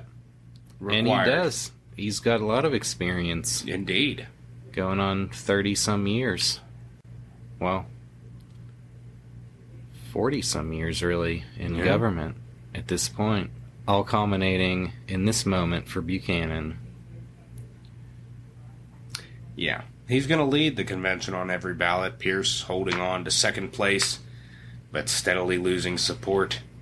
And he finally drops out on the 14th ballot. Now, Pierce's supporters, most of them are going to switch to Douglas. But Douglas's support hits a ceiling. And the convention's going to break for Buchanan on the 19th ballot. John C. Breckinridge of Kentucky, nominated for vice president. This is among the worst relationships of president-vice president in history that we're going to have. Buchanan, 65 years old going in. Breckinridge, he's in his 30s. And Breckinridge is pretty popular. There were almost thoughts of putting him in as a compromise at one point. And they're never going to get along. Yeah, Buchanan is really like pretty much like a generation too old kind of to be president at this time, but there's really nobody else who is as electable. Breckinridge of Kentucky, a slave state, kind of, you know, one of these like fire-breathing young guys. Northerners aren't going to like that. Buchanan at least has Pennsylvania next to his name, regardless of how overwhelmingly pro-South all of his views are. That's it. And he's going to pledge to support the Democratic platform, which called for limited federal government, vigorous enforcement of the Fugitive Slave Act, upholding, quote, the domestic institutions of the states, ending anti-slavery agitation, and assuring U.S. ascendancy in the Gulf of Mexico, meaning we're getting Cuba. Yeah. That's what they want. Yeah, he's also going to support popular sovereignty, the right of the inhabitants of the federal territories to legalize slavery. Yep, that's what all that Kansas-Nebraska thing was about. That's that was it. Stephen And the Whig Douglas' Party thing. collapsed in the wake of that. Mm-hmm. And now Yeah, you got some Northern members joining together to form a couple new parties. You got the anti-slavery Republican Party, and you got the nativist Know-Nothing Party.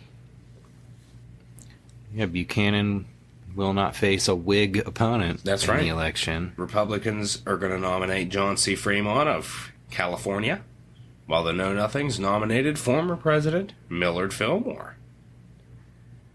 Now, Fremont opposes the expansion of slavery, but he doesn't support interfering with slavery in states where it already exists. Now, Buchanan calls that position extremist and warns that it's going to lead to disunion. Fillmore, he seeks to preserve the Union by maintaining silence on slavery. Now, how's that going to pan out in the end there, James? Well, you got the former Whigs are split. The Democrats stay united behind Buchanan, and he's going to win every slave state except Maryland, which is going to go for Fillmore. He's also going to win 5 northern states, including his home state of Pennsylvania. Fremont won the other 11 northern states, but Buchanan got 45% of the popular vote against 33 for Fremont, 22 for Fillmore. That's going to net Buchanan 174 electoral votes.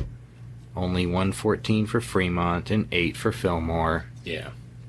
That means James Buchanan going to become president. Yeah, the Republicans' first showing, though, not terrible. Yeah, a lot of Republicans thought that was, a victory in defeat. Yeah. That they did so good.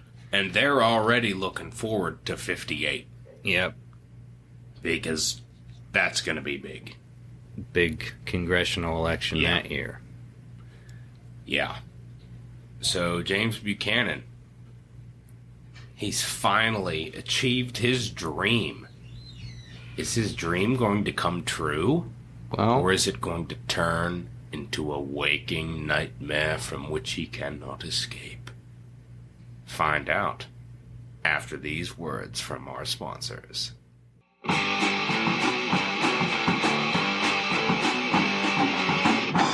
The Dead Presidents Podcast is brought to you in part by Barnum's American Museum. Under the personal supervision of P.T. Barnum, the American Museum is proud to present the extraordinary and wonderful albino family. A husband, wife, and child, each one with pure white skin, silken white hair, and pink eyes, though born of perfectly black parents. They are the greatest wonders of the world. Also, see Infant Lambert, the giant baby, 7 years old, weighing 257 pounds and measuring 61 inches around the waist. Appearing alongside Dr. R.O. Wickware, the living skeleton.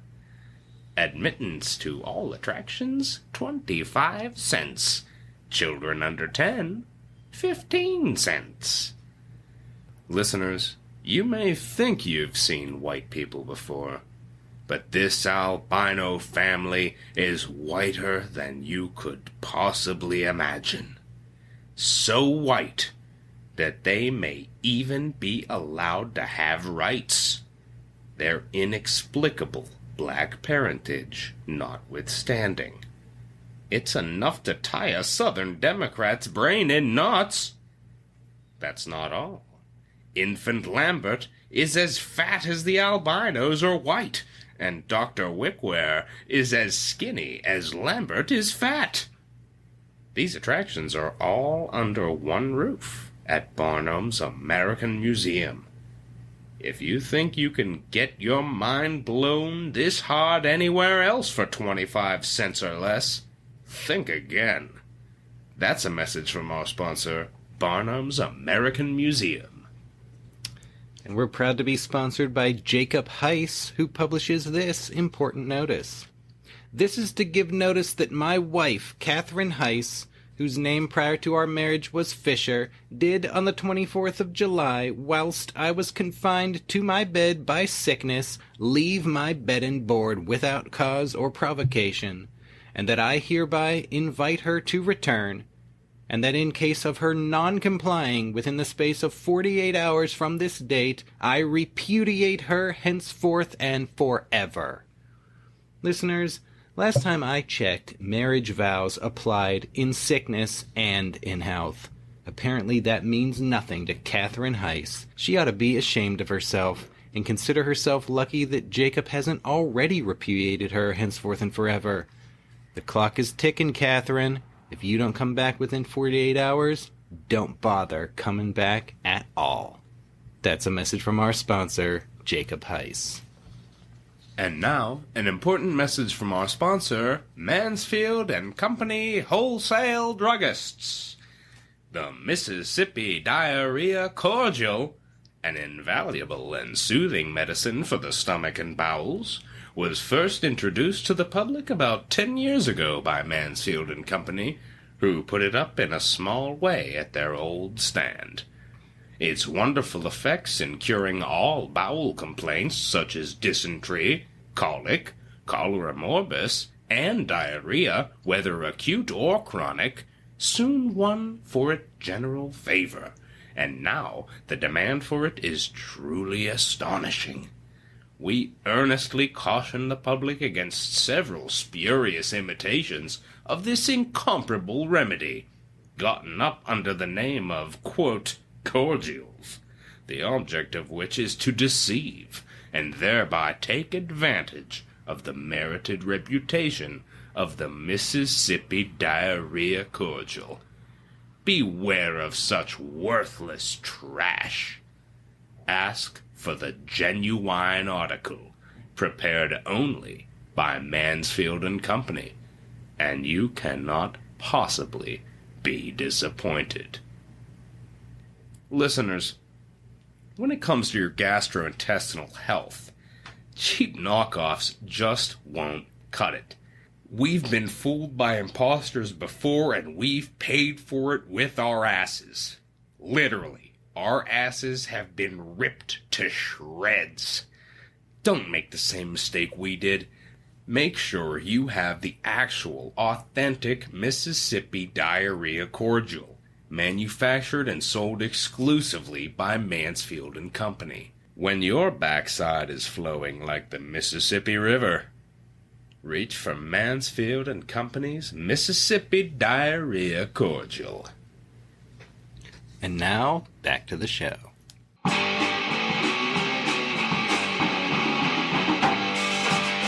And we're back, ready to dive head first into the presidency of James Buchanan. And James, that's not something that just about most anybody would want to dive headfirst into because, well, it's kind of a pile of shit. Yep. And it begins with a literal shitstorm. Indeed. Buchanan arrived in Washington in late January, just as the capital city was hit by an epidemic of dysentery known as the National Hotel Disease. That's right, yeah. It's going to become known as the National Hotel Disease. It's thought to have originated from the poor sewage system at the National Hotel. And this epidemic is going to infect up to 400 people, including President-elect Buchanan. He's afflicted intermittently for months with severe vomiting, cramps, and diarrhea. Nearly 36 people died, including Eskridge Lane, Buchanan's nephew, and his personal secretary. Sounds like they could have used some of the Mississippi Diarrhea Cordial. I was just going to say, if only, and Buchanan should have known. He had so many friends in the South where Mississippi Diarrhea Cordial. Seems like the capital was rife with those knockoff imitators. Indeed. Could have saved Eskridge Lane's life. Yeah. Among many others. Yeah, I think Buchanan was worried that he may have an attack, during the inaugural address. Yeah. Can you imagine that? The newspaper reports. Buchanan at first delivered his inaugural admirably until he clearly shit his pants. I'm sure that they would have worded it different. But, Well, it's amidst this rather poopy environment that Buchanan, he's got to choose his cabinet. And this is going to go on to contain 4 Southern slave owners and future Confederates, and 3 northern doughface Democrats. No Republicans. No Free Soil Democrats. No supporters of Stephen Douglas. No. They're all shut out of federal patronage. Yeah. Buchanan is going to write to a friend, quote, "The great object of my administration will be to arrest, if possible, the agitation of the slavery question in the North and to destroy sectional parties." Now, by sectional party, he means not his own South-leaning Democrats, but the Republican Party, which he considers both an extremist threat to the South and an ephemeral craze that would soon dissipate. Now, that's his mindset, and that's where he's coming from. Yeah, as he's sworn into office. Yeah, and he was out of office during the Compromise of 1850, and he was out of the country during the Kansas-Nebraska Act crisis. That's right. So his name's not lumped in with any of the people being criticized, which is what gets him elected. Yeah, and he's been, on the sidelines of this, but there's no question where his views are. No. And it's going to be time for him to and these step are up long-held and views. Mm-hmm. I mean, you're talking decades. Yeah, back to the 20s at least. Yeah, the public service. There's no question about where his sympathies lie. Mm-hmm. And before we dive into the shitstorm of Buchanan's policies, let's turn to the rose. Yep. Buchanan, he's going to end up ranked 15th out of 15 presidents that we will have had so far. Yeah. But he's going to have a top 5 first lady. Yeah, he is. And how's the bachelor president going to have a first lady? Well, he's got his niece, Harriet Lane. And that's the daughter of his sister, Jane, who was unfortunately orphaned at a young age. Now, Harriet had accompanied Buchanan to London, and Queen Victoria granted her the rank of an ambassador's wife. She's greatly admired there, and she actually turns down a marriage proposal from a pretty prominent British politician. She's making a name for herself. She may have been the first White House hostess to have the title First Lady of the nation. Yeah. Now, it originates with the eulogy to Dolly Madison. Yeah, seemingly, Taylor's eulogy referred to Dolly Madison as the first lady of the nation. Yeah. Now it's applied to Harriet Lane as the Yes. White House hostess. Although I also read in a Lincoln biography, it said that Mary Todd Lincoln was the first to have first lady applied to her. But Well, maybe it was just used sparingly for Harriet Yeah. Lane, and then they decided to make it the official term. Yeah. But she's 20. I'm sure Mary Todd Lincoln would have said, you will call me Yeah. Ms. First Lady, Mm-hmm. or what have you. Well, Harriet Lane was 26 when she took office as First Lady, became a very popular hostess. Yeah, actually, according to all records, the parties and balls during the Buchanan administration far surpassed any previous administration. Yeah. And now, maybe if Julia Tyler had been in there longer, they could have rivaled one another, but by contemporary accounts, Harriet Lane outclassed Julia Tyler in terms of White House parties. Mm-hmm. The Buchanan administration was noted for the best parties. Definitely a big step up from the dark cloud of the Pierce administration with the mourning Jane Pierce. That's it. Harriet Lane, she promoted social causes, invited artists and musicians to the White House. Her dress and hairstyles were copied. People named their daughters after her. A popular song was dedicated to her.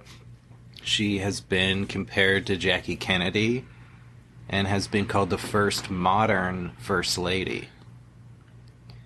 She was also very popular with eligible bachelors, but with Buchanan's strong encouragement, she refused to consider marriage until after her public service, another sacrifice she made for the country. Yeah. She would go on to marry Baltimore banker Henry Johnston in 1866 and have 2 children. Yeah.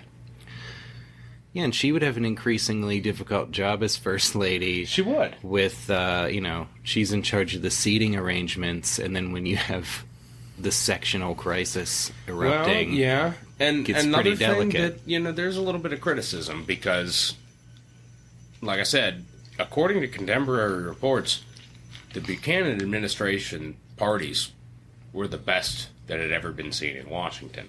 And it becomes kind of a case of Nero fiddling while Rome burns as we progress here. Mm-hmm. Because things are going to shit. And you're having an opulent dinner party. Well, Harriet Lane not responsible for the shit. That's true. Which brings us to James Buchanan as president. That's right, and we're going to kick it off with Dred Scott. Now, Buchanan, as we've said, he hopes to resolve the slavery question once and for all, forever and aye. And that way, he's going to be able to focus on foreign policy priorities like acquiring Cuba. And he's going to get started on that before he even gets inaugurated. Yeah. Buchanan is going to involve himself in a Supreme Court case that he hopes is going to end the slavery question. Yeah. The lawsuit of Dred Scott had been in the courts for over a decade. He was a slave whose master was an army surgeon and moved him into the free soil of Minnesota and Illinois before taking him back to Missouri. Scott sued for his freedom on the grounds that residence on free soil conveyed freedom to slaves. Yeah. His case made its way from Missouri State Court into the federal courts and eventually the U.S. Supreme Court, where 5 of the 9 justices were Southerners. Yeah. And Buchanan's tight with some. Yep, he's going to exchange some letters with his friend Justice John Catron of Tennessee, asking about the status of the case. Catron telling Buchanan that the justices were split and that Buchanan ought to talk to his friend Justice Robert Grier of Pennsylvania. Yeah. The Southern justices are hoping to go beyond the limited facts of this particular case and make a sweeping ruling about race and slavery. And we should probably mention here also that Buchanan's really tight with Chief Justice Roger Taney. Yeah. Who is notoriously bigoted. Mm-hmm. I think he's known for being a pretty good justice as to some other issues, but wait till you hear his ruling in this case. Yeah. Buchanan wrote to his friend Grier and urged him to join the Southerners, basically, to make... Buchanan argued that a final ruling on slavery from the Supreme Court would inaugurate a new age of national harmony. And in his inaugural address, Buchanan said that the slavery question would be speedily and finally settled by the Supreme Court, and that he would cheerfully submit to whatever the court's upcoming ruling was, but he already knew what it was. He's worked to influence it. Yeah. I mean, could we question the legality of this, James? I mean, I don't know. For a legality. president-elect to try and influence a Supreme Court decision? Well, I mean, it's kind of unethical.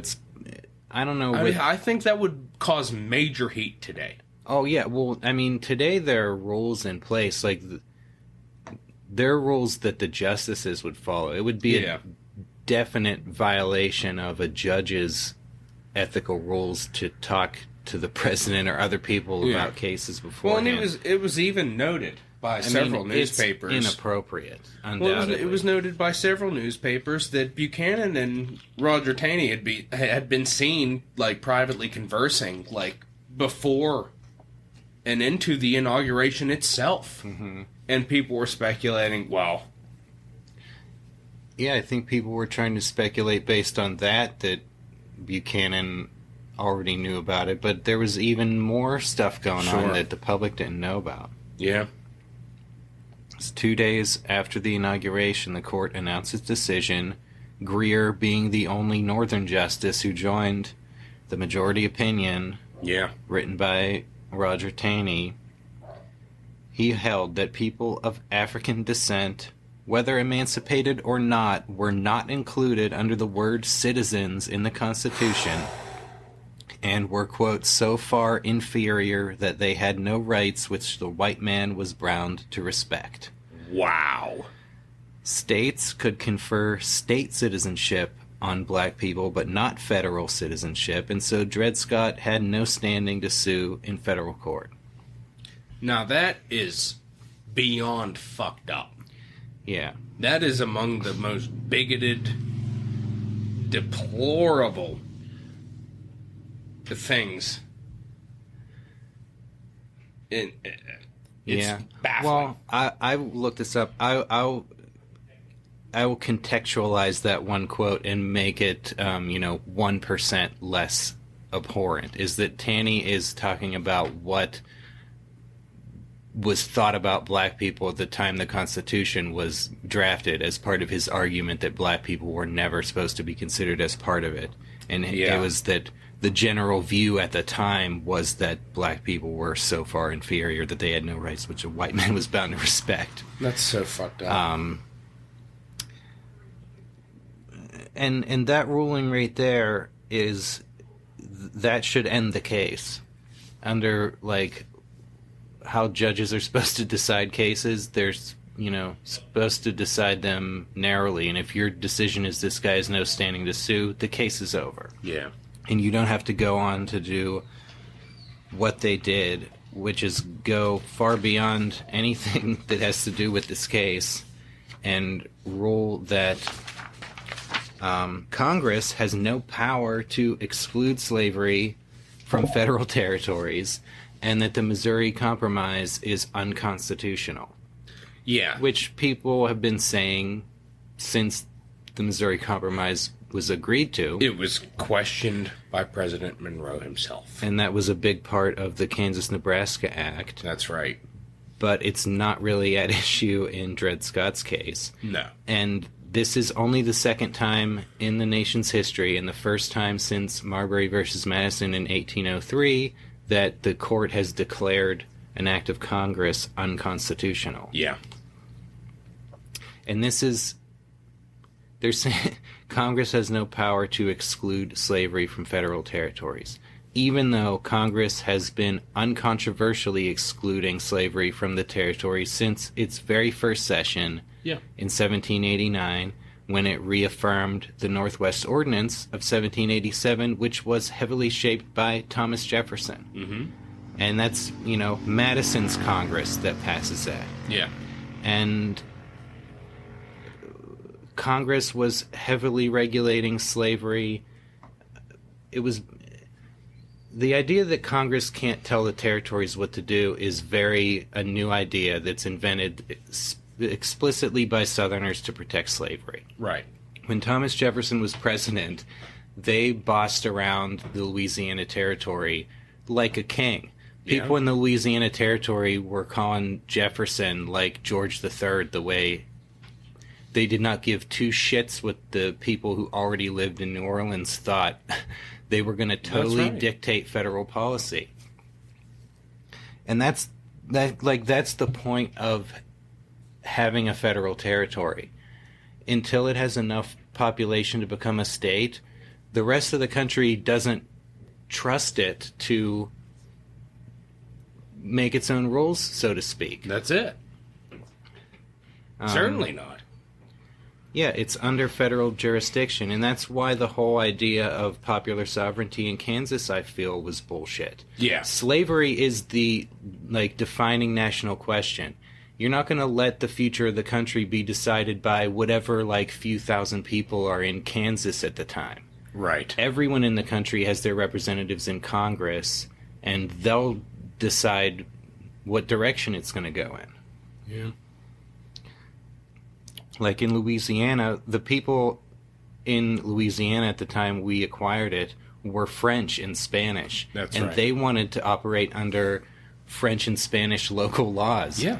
And the Jefferson's governor imposed English common law on them. Sure. And they tried to reverse that, and he vetoed it, and they had no say in the matter whatsoever. Well, that's it. Nobody cares what they think. No. I mean... The Jeffersonians were trying to hold Louisiana territory in suspension until enough Americans could migrate there that it will be filled with a Jeffersonian majority. That's exactly right. Which is the prerogative of Congress in a territory. Yeah.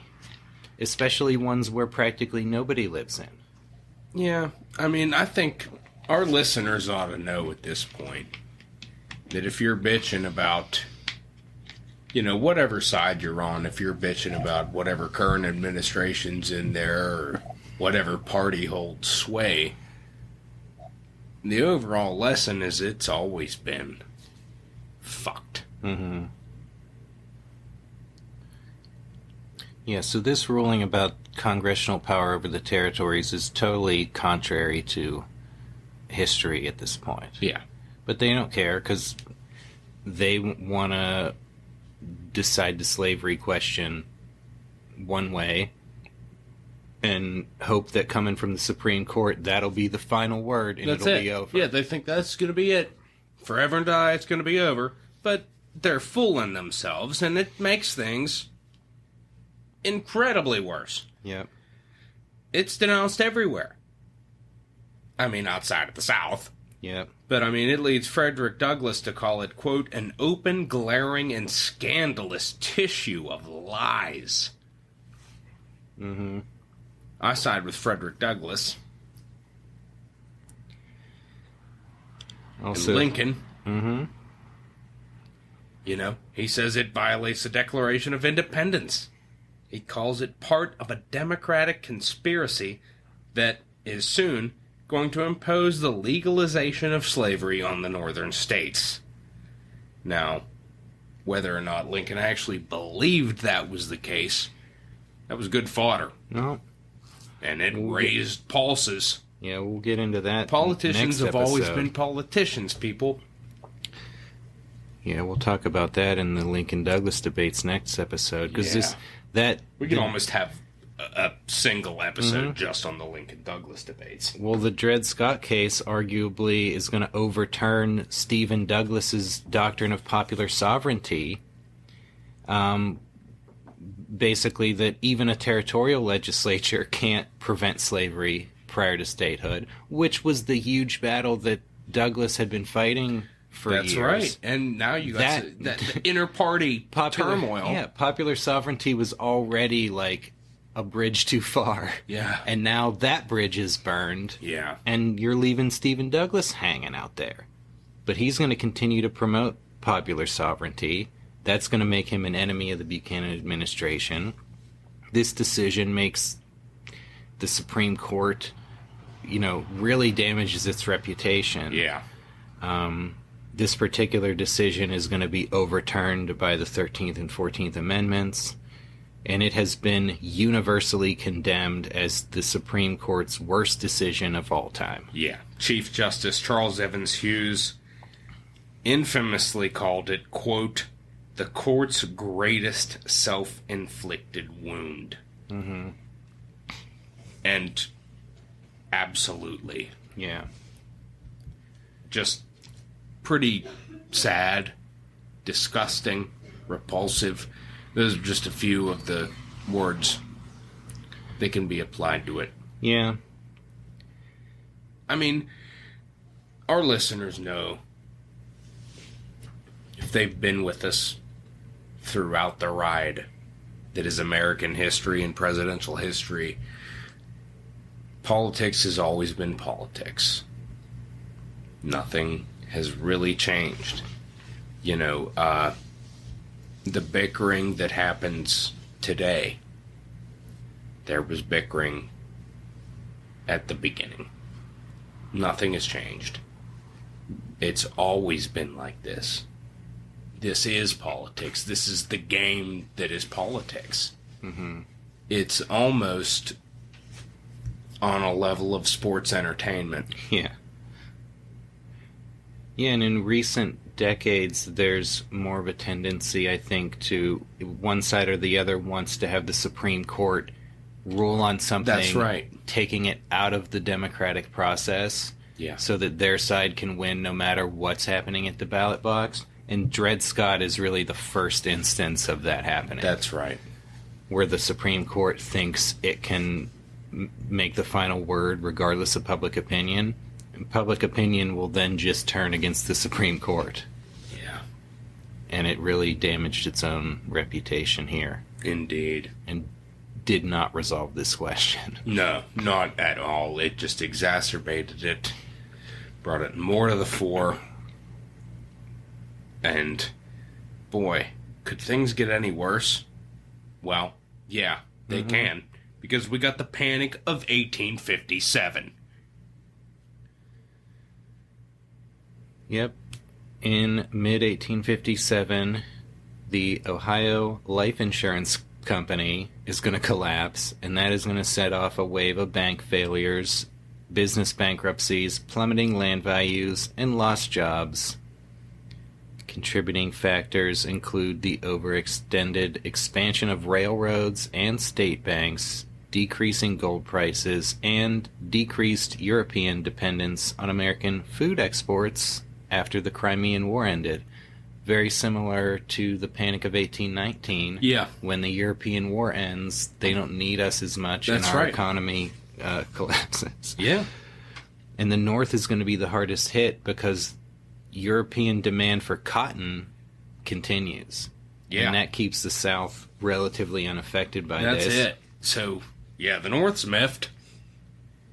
But Buchanan and his Southern friends, they just think that greedy capitalist speculation is responsible and that the North is, I guess, getting what it deserves. Yeah. It's, Yeah, Buchanan, he doesn't hesitate to blame the North, whether Yeah. it be abolitionists or, you know, these capitalist speculators. Mm-hmm. Yeah, in this era, the federal government doesn't do that much to regulate the economy in general, and the Democratic Party opposes federal aid to states. Mhm. So Buchanan really does nothing to alleviate this. Yeah, and that's going to be an action, or an inaction, rather, that is going to become relatively commonplace in the Buchanan administration. We're moving on now to the Well- Utah War. Well, here's an instance where Buchanan takes action. Yeah. Yeah, he does. This is pretty weird. Like, I didn't know much about this before, and this is an interesting test case for dealing with territories. Yeah. It's just the, kind of the afterthought of why this action here and not over here where we really need action. Yeah. It's baffling. So, the Utah War. The governor of the Utah Territory was Brigham Young, and he's considered by the Mormons as God's prophet on earth. He has 17 wives and 57 children. The Mormons of Utah, they don't want any outsiders in their territory, including federal officials. Now, in 1855, a federal surveyor was assassinated there.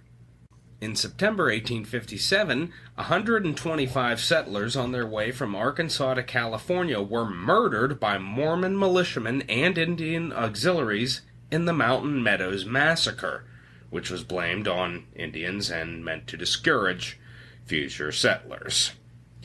The only survivors were 17 children that were adopted by Mormon families, and the perpetrators were not prosecuted until the late 1870s. Yep. Don't come out here. Indians will massacre you. Yeah. When really it was Pinning the blame white on people doing it. Yeah. Buchanan, The white man always pinning the blame for their fucking bullshit on other people.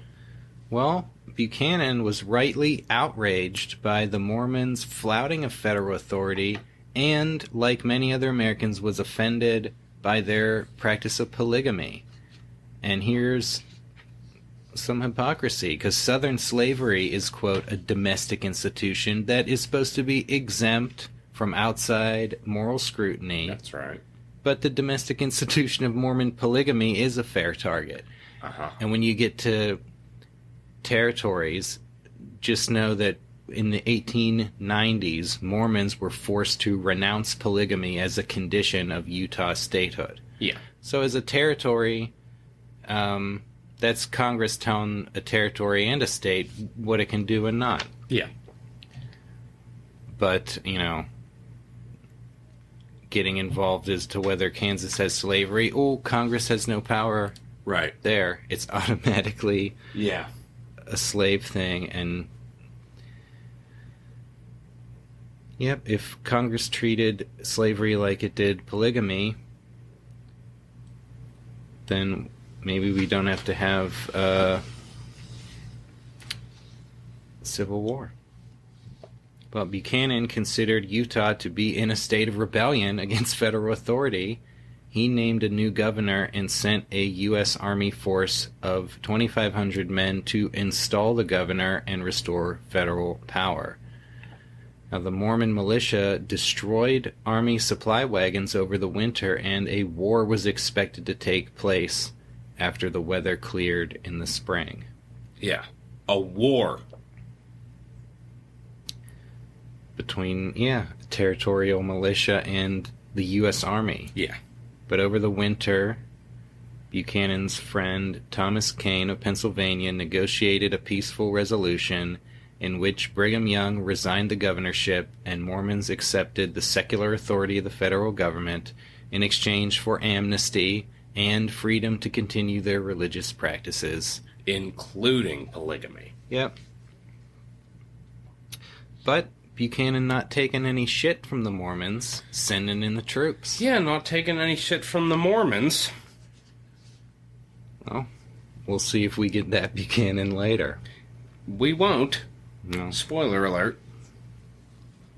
Well, it's going to bring us to Kansas. Yeah. Which is another huge shitstorm of the Buchanan administration. Indeed. It's just to a little refresher. In 1854, Congress passed the Kansas-Nebraska Act along sectional lines. It was sponsored by Stephen Douglas, supported by the Pierce administration. It repealed the Missouri Compromise ban on slavery, north of the Missouri Compromise line, purported to leave slavery up to the popular sovereignty of the territorial residents. Right. Pro-slavery forces, mostly from neighboring Missouri, swarmed into Kansas and elected a pro-slavery government in a blatantly fraudulent election. Yeah. Blatantly fraudulent. A congressional investigation found that the election was fraudulent, but the Pierce administration ignored those findings, continued to recognize the pro-slavery government based in Lecompton, Kansas, as legitimate government, denounced the rival Free Soil government in Topeka as an insurrectionist government. Yeah. So Kansas erupts in violence. 3/4 of Kansas residents favored the Free Soil government, but Pierce used the army to suppress that government. The Dred Scott decision guaranteed protection for slavery in the territory, but Kansans were prepared to become a state, and the slavery issue would be fought once again in the battle for a state constitution. Now, when Buchanan takes office, the governorship of Kansas is vacant, and he's going to persuade former Polk cabinet member Robert J. Walker, originally from Pennsylvania, but of Mississippi, to accept the job. Walker knows that pro-slavery forces are a minority, and he doesn't want to force the issue.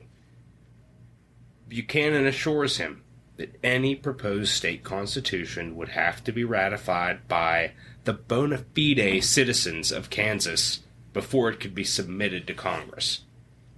Meanwhile, pro-slavery supporters in Mississippi and Georgia are threatening secession if Kansas isn't admitted as a slave state. So much for popular sovereignty and states' rights. That's right. You got Alexander Stephens, Georgia senator and soon-to-be Confederate vice president, saying, quote, "If Kansas comes in as a free state, Buchanan will richly deserve death, and I hope some patriotic man will inflict it." Holy shit. Can you imagine if a sitting senator said that about the sitting United States president? I don't know if that was a public statement or it couldn't have been. It had to be something that has been pulled out of a letter or something. Yeah, it couldn't have been. But that is what, I mean, these are the guys that Buchanan got into bed with. And That's now it. he has to basically execute their will. Or You got into bed with him, they're now you got to practically sleep with threatened him. to kill him. Yeah. They won't accept Kansas as a free state, even though its population overwhelmingly favors free soil. Yeah. But that's not what it's about. No matter what the Southerners have said, it's always been about preserving slavery. Yeah.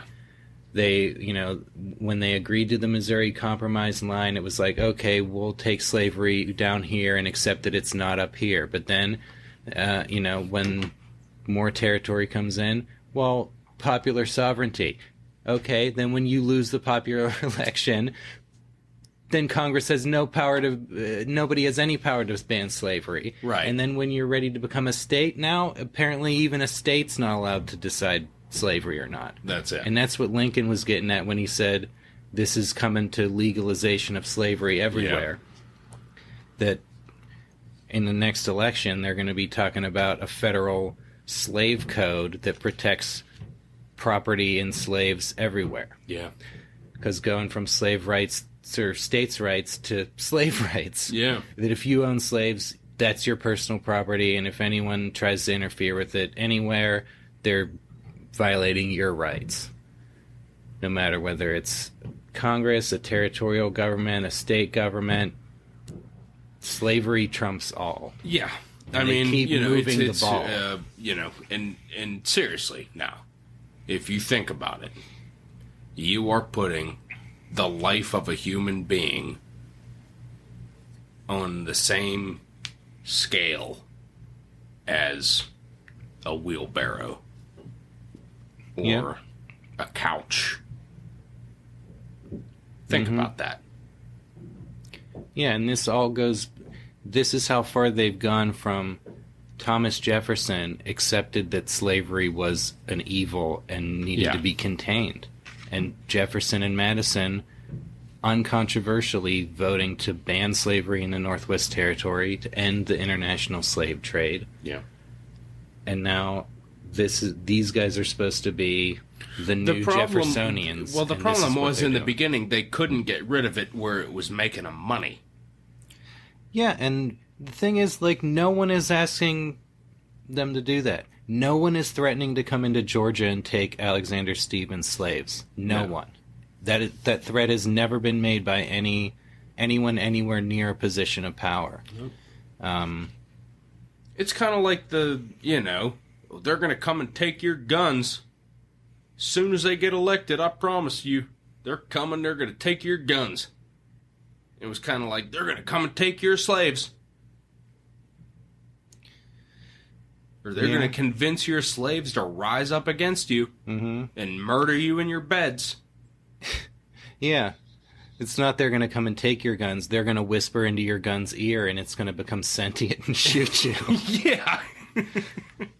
Yeah, and that was also the flame that they fanned, that abolitionists are going to cause slave rebellion. But there were never really any serious slave rebellions. Nat Turner. There were a couple flare-ups, but yeah, there was never.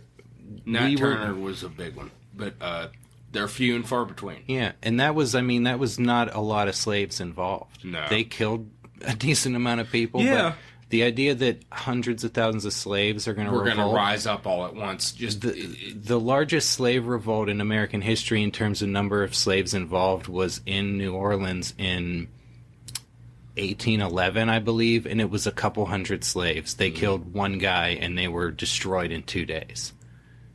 Slave rebellion is not really a real threat.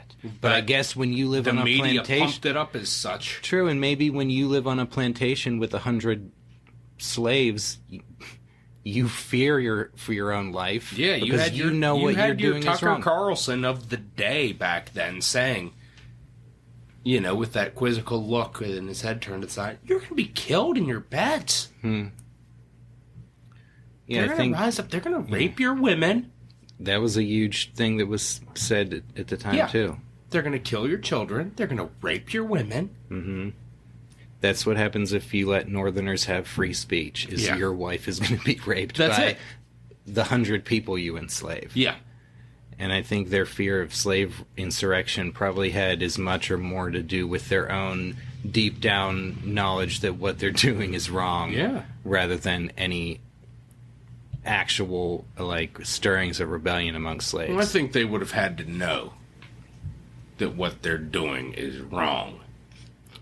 Well, they're past the point of admitting it. Thomas Jefferson knew what he was doing is wrong, but by this time, people have gone from admitting that slavery is a necessary evil to arguing that it is a positive good, and that it's actually good for black people, because they otherwise couldn't function on their own, and were so generous as to support them. Ludicrous thoughts. Well, I guess that's the kind of rationalization you have to make to continue doing what you're doing. Well, yeah, guilty people always come up with some excuse of why they're doing it. Well, and lucky for them, they've got James Buchanan in the White House to carry water for them in Kansas. Well, that's right, because he is sure going to do that. You got the Lecompton government holding a constitutional convention that is boycotted by the Free Soil majority of the state. Yep. They drafted a state constitution that guaranteed slavery. Not only did it guarantee slavery, but it had such a onerous amendment thing in it.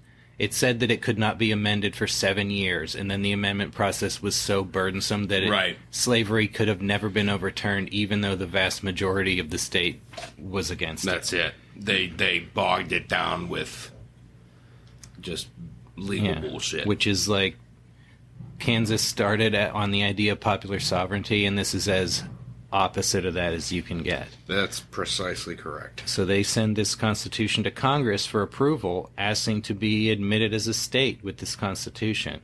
And rather, they send it directly to Congress, attempting to bypass ratification by the population. Now, this seems to be an act that's too brazen even for Buchanan. And because he promised a referendum. That's it. So, rather than submitting the whole Constitution to the people of Kansas, Buchanan is going to have them vote on whether or not they want to accept this Constitution with or without slavery. And Governor Walker rightly feels this is a travesty. Free Soil Topeka supporters boycott the vote. The Lecompton supporters cast about 6,000 votes in favor of slavery and 500 against. And at least 2,000 of those votes in favor were fraudulent. The Topeka government then held its own vote that was 10,000 against slavery and 162 for. The people have spoken, James. What's President Buchanan going to do? Well, he asked Congress to approve the Lecompton Constitution and admit Kansas as a slave state. And he compared the Topeka government to the Utah Rebellion. This outrages everybody, pretty much, including Stephen Douglas. He is the chairman of the Senate Committee on Territories, and he's put his neck out there for popular sovereignty. Again and again. Now, he's about to face a tough re-election challenge from some dude, some guy named Abe Lincoln. A relative nobody. That's it. But, a strong challenger given how Douglas's popular sovereignty has played out here. Yeah. But Buchanan is going to try to enforce Democratic Party unity on this. And he tells Stephen Douglas that supporting the Lecompton Constitution is administration policy and all loyal Democrats are expected to line up behind it. Buchanan reminded Douglas that since President Jackson's day, it was political suicide for a senator to vote against an administration measure. And Douglas's response, Mr. President, Andrew Jackson is dead. You're no Andrew Jackson. Yeah. Now, Buchanan's going to go to great lengths to persuade and cajole congressmen to vote his way. The Senate's going to improve the Lecompton Constitution, but the House is going to reject it. But Buchanan, he's still not going to give up. And he supports a bill proposed by Representative William English that says, if the Kansas people accept the Lecompton Constitution, Kansas can become a state immediately and receive 4 million acres of federal land grants, as new states customarily did. But if they rejected it, Kansas would have to wait until it had 93,000 residents to become a state. Yeah, and given you had, 15,000 people voting on the Constitution so far, that's a long way away. It's a ways to go. So they're trying to hold their statehood hostage to accepting slavery. Yeah. But Kansans aren't going to go for it, and they rejected the Lecompton Constitution in a referendum by a vote of 11,300 to 1,800. They called a new state constitutional convention, drafted an anti-slavery constitution that was ratified legitimately by the people of Kansas. The House voted to admit Kansas as a free state in April 1860, but the Senate is not going to agree. Yeah. They're going to sit on that until early 1861, and it's only going to get through the Senate after senators from 7 southern states leave their seats when their states leave the Union. Yeah. Spoiler alert. Yeah. Things are looking grim. So all these domestic troubles getting in the way of what Buchanan wanted to spend his time on. Yeah. He wanted to focus on an aggressive foreign policy. Yeah, I think he can correctly be called the last expansionist Democrat. Yeah. Well, He didn't succeed, no, but he was all for it. Yeah. Because expansionism is going to, not really going to be a thing once we get to a certain point here. Yeah, we mentioned during the Pierce episode that the final, borders of the contiguous United States were established during Pierce, but Buchanan's going to make, another push at it. Yep. He wants to be an imperial president. Indeed. He wants to expand American power. He wants to renegotiate the Clayton-Bulwer Treaty about sharing influence with Britain in Central America because he thinks the United States should have exclusive interest in control of the canal. We're closer. Mm-hmm. Monroe Doctrine. Yeah. So he continues what he started as minister to Britain, and Britain is finally going to cede the Bay Islands to Honduras and give up its protectorate over the Mosquito Coast in Nicaragua. Buchanan's going to continue with some aggressive foreign policy moves. He sends troops under Winfield Scott to the Puget Sound to resolve a border dispute over the waters off Britain's Vancouver Island.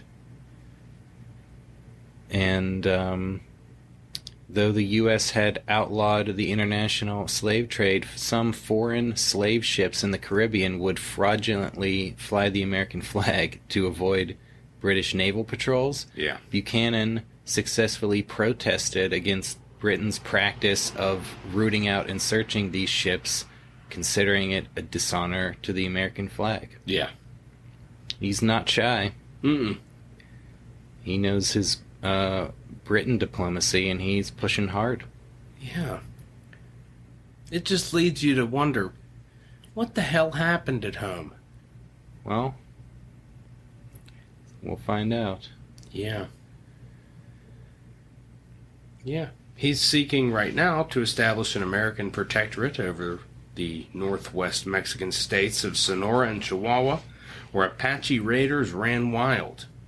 And he's going to request congressional approval to establish military posts in Arizona and raise troops to enter Mexico and resolve the, quote, anarchy and confusion he claimed was interfering with American interests. Congress is not going to act on that request, nor on Buchanan's request of $30 million for a renewed attempt to buy Cuba. Yeah, he's trying to start a new Mexican war, going toe-to-toe with Britain over Northwest territory. Yeah. He's, like, trying to be another James K. Polk. Yeah. Not quite fitting the bill, though. Well, he's failing miserably. And by trying to do this stuff, and he's trying to be aggressive here, but he's not being aggressive at home where it really counts. Oof. Well, he was pretty aggressive against Utah. He was pretty aggressive in Kansas. Well, yeah. I don't think that the aggression in Kansas was on the right side. No. But he's not shy. No. And, yeah, what else is he going to do? He gets Congress to authorize an expedition against Paraguay after complaining that Paraguay had seized an American company's property and fired on an American ship, killing one sailor. They're going to send 19 warships, the largest U.S. Navy squadron ever assembled, to sail upriver to landlocked Paraguay and demand satisfaction. Yeah, that's a pretty extreme case there. Now, that's largest naval deployment of its time. Mm-hmm. And what do they get for it? Paraguay agreed to pay approximately $10,000 in reparations for the dead sailor, and they agreed to submit the property claims of this American company to international arbitration, which ruled. Yeah, that goes on to rule that Paraguay owes nothing. Yeah, I think Cave Johnson, the former Polk Postmaster General, was one of the people on the arbitration commission, yeah. And he wrote that the claims this American company had made were almost criminally exaggerated. Wow. So we went in there on, like, a total bullshit, whiny complaint from some American company. Yeah. And this expedition cost the U.S. almost $3 million, and Buchanan claimed it as a success. Yeah. And that's his, in fitting with his character, he finds weird, almost like non-ways to justify his actions and claim them as being the right thing to do. And not only that they were successful. Mm-hmm. Well, we talked about it before, and here it is. We got the midterm elections of 1858, and Republicans have taken control of the House of Representatives. Now, in March of 1860, the House creates a special committee chaired by Pennsylvanian John Cavode to investigate corruption in the Buchanan administration. Now, this is serious. And our listeners now, we've recently lived through some of this type of stuff where they're investigating the president. Yeah, and we talked about them on previous episodes. They tried to do it to Zachary Taylor. Yeah. They really tried to do it to John Tyler. That's right. There were attempts to try to get something like this started against Jackson. Yeah, and you're going to be hearing about it again and again, so don't pretend like this more recent stuff from the past several years is anything new, because it's not. You're going to find out that same as it ever was, same as it ever was, same as it ever was, same as it ever was.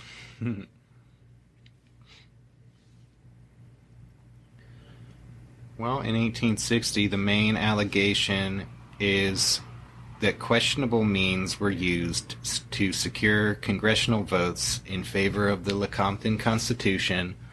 Evidence suggested that some congressmen were bribed through third parties and others threatened with loss of patronage.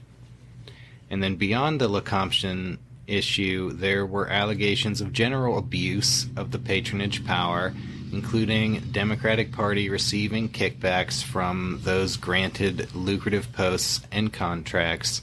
Now, political use of patronage was commonplace, but even some Democrats felt Buchanan's activities were over the top. Yeah.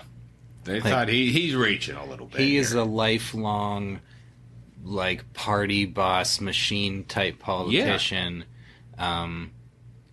And he's not shy, again, about he is one that absolutely adheres to the victor belong the spoils. Yep. And then he's got several cabinet members implicated in corruption. Yeah. The Interior Secretary, Jacob Thompson, accused of using department funds to aid pro-slavery forces in Kansas.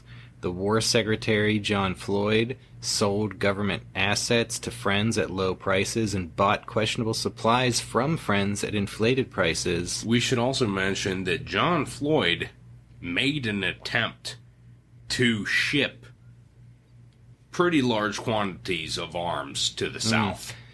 Yeah, we're going to mention that because another John Floyd scandal is going to erupt right in the middle of the upcoming secession crisis. Yeah. You also got the Navy Department paying inflated coal prices to a politically connected contractor. You got Buchanan's nephew. Not the one that's dead, mind you. Different nephew, alleged to be collecting a paycheck for a no-show job in the Port of Philadelphia. Is Buchanan going to admit any responsibility No, here? he gets indignant, and now this is an interesting quote. I defy all investigations. Nothing but perjury can sully my name. Anyone says anything against me, they're lying. That's it. He accuses the committee of being nakedly partisan, though some Democrats agreed with the allegations. Buchanan denies that the executive and legislative branches had power to investigate one another and argues that only official impeachment hearings before the Judiciary Committee could legitimately investigate the executive. Now, is this an early case of if the president does it, it's okay? If the president does it, it's not a crime. No, I don't think it's that. It's a early example of, executive privilege and separation of powers. Which, is a legitimate point in a lot of circumstances. But there is some seriously questionable things going on here. Sure.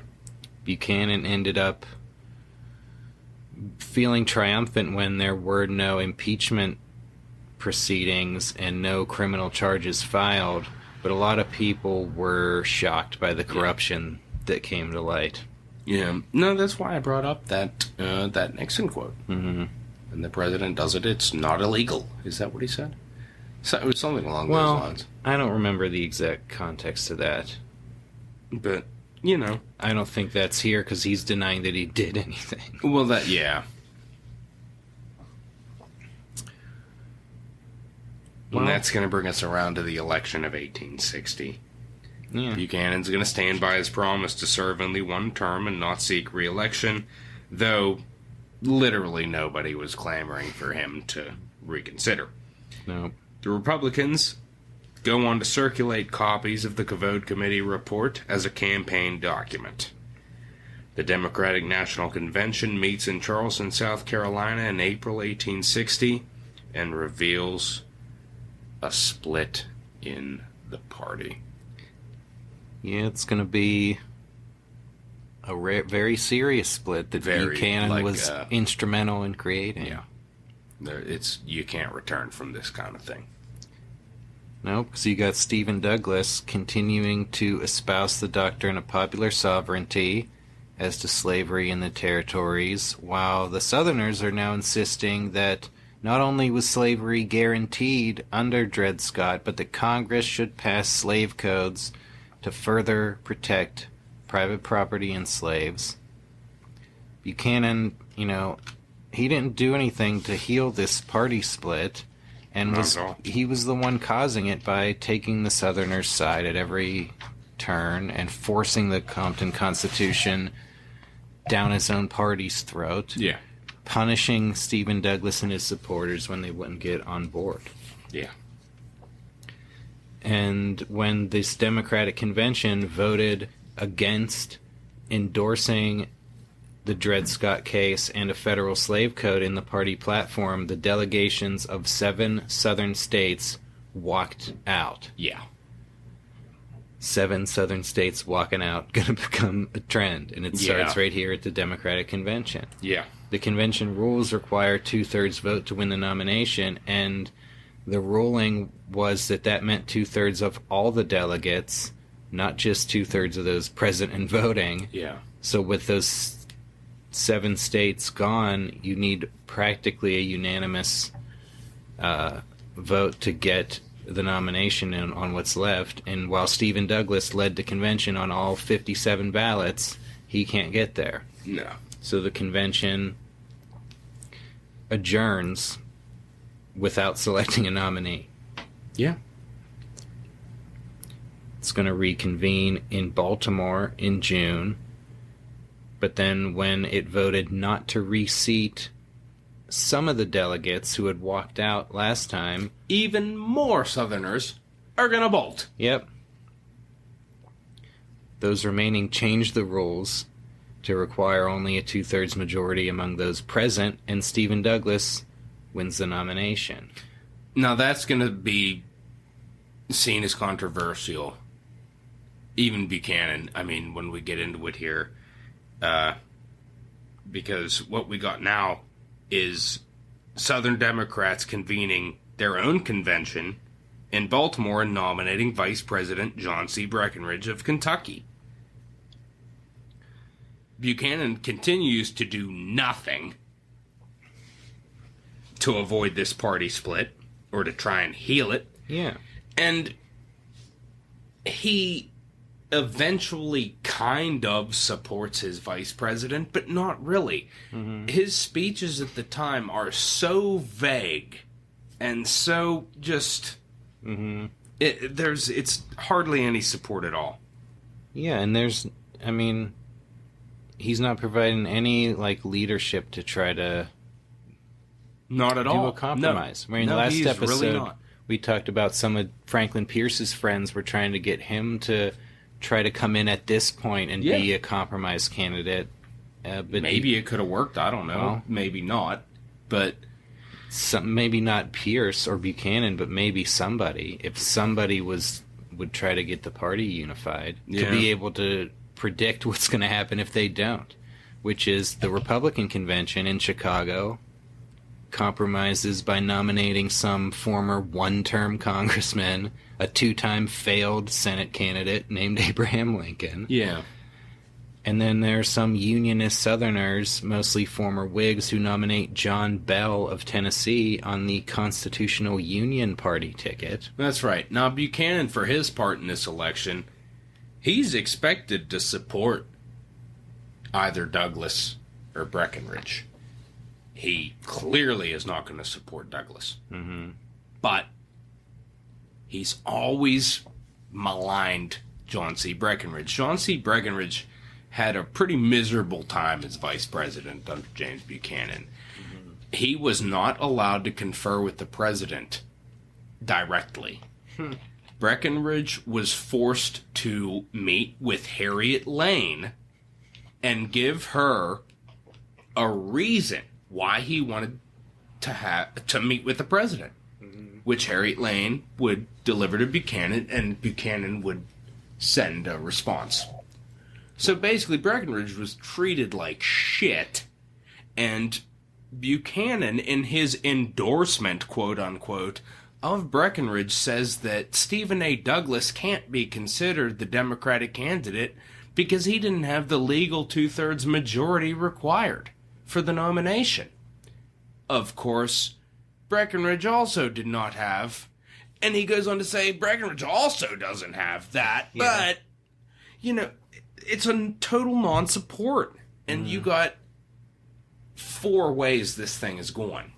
Yeah. And the Democrats are irretrievably divided. Yeah. And this loser in an 1858 Senate race, some podunk lawyer, lost to Stephen Douglas in an 1858 Senate race, but made national headlines over it. Mm-hmm. That man's going to become the next president of the United States. Well, he's only going to get 40% of the popular vote, and he's not even on the ballot in southern states. That's right. But he wins every northern state, gets 180 electoral votes versus 123 split between the other 3 candidates. Yeah.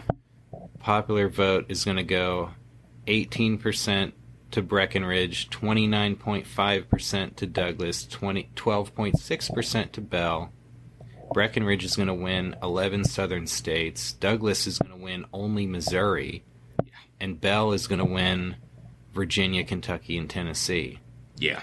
So you got Breckinridge, 72 electoral votes. Douglas, just Missouri's 12. And Bell, 39 electoral votes. Abraham Lincoln, the next president of the United States. And that's going to be a big problem for particularly the 7 southern states that were walking out of the Democratic Convention. Yeah. And you got General Winfield Scott, who had warned Buchanan in October before the election that southern states might secede if Lincoln won. And Scott urged him to garrison southern forts. Yeah, Scott wrote a report, and he said there are 7 forts that would be potential targets. And if they were attacked, they could potentially be lost. And he requests, hey, let's reinforce these places. Mm-hmm. Buchanan kind of... No. Winfield Scott, that effing Whig. Yeah. He hates Pretty Scott. much. He's not going to listen to him. Exactly. Especially not when he's talking against his southern friends. Mm-hmm. And then after the election, Buchanan lets War Secretary John Floyd talk him out of reinforcing southern forts. And you got secession sentiment coming to a fever pitch, even though nothing has happened policy-wise. Yeah. Let's make that clear. Nobody has decided anything against the southern states. Also clear that Lincoln and the Republican platform do not threaten slavery in the South in any way whatsoever. They have never claimed that Congress has the power to regulate slavery in the states at all. Their only thing is that they don't want to expand slavery into new territories. Yeah. And that's totally unacceptable. Yeah. to the South. The whole secession movement is totally preemptive. Yeah. Nothing has been done to them at all. Buchanan has to go, well, it's not a speech, but the State of the Union is the message to Congress in December 3rd, 1860, with secession in the air. Buchanan reaches probably the all-time low. Yeah, it's too bad, because this was the point where he needed to deliver the speech of his life. Mm-hmm. Yeah, and it's just, a total masterpiece of obfuscation. Yeah, it truly is. Mm-hmm. So he blames all this on, quote, the intemperate interference of the northern people with the question of slavery in the southern states, and he said that if the North did not, quote, repeal their unconstitutional and obnoxious enactments, by which he meant laws that were interfering with the Fugitive Slave Act. Attempting to interfere. He said if they don't do that, then, quote, the injured states, after having first used all peaceful and constitutional means to obtain redress, would be justified in revolutionary resistance to the government of the Union. That's crazy. Yeah. For a president to say in his State of the Union address. Yeah. After a bolting convention with so much. Well, these are his friends, and I guess he's trying to coax them to stay in by partially telling them they're right on the issues. But he goes on to say that the mere election of a new president isn't sufficient cause to justify revolution, and urged that the South ought to wait for, quote, an overt or dangerous act by the new president before they take such a drastic step. Yeah. Which is another crazy thing to say. Well, I mean, yeah. I mean, he's at least right in saying, hey, nobody has done anything to you yet. Yeah. Calm down. But he's wrong in saying, you gotta wait for them to do something crazy. At the same time, he implicitly says that if the Republicans were to do what you're hysterically afraid they're going to do, you'd be justified in leaving. That's it. He denies that secession is constitutional, but he also denies that the federal government has any power to coerce states to remain in the Union. A total non-stance. Well, he acknowledged the president's duty to execute the laws, but he said, quote, what if the performance of this duty has been rendered impracticable by events over which he could have exercised no control? The most pathetic statement probably ever. Yeah. Now, he argues that while the Militia Act of 1795 and the Insurrection Act of 1807 empower the president to use the military to enforce the laws, they require state or federal officials to call upon him to do so, and since all the state and federal officials in South Carolina were secessionists, he was powerless to intervene. Which is like total bullshit. Yep. He's going to deny that Congress has power to make war against a state? Yeah, he's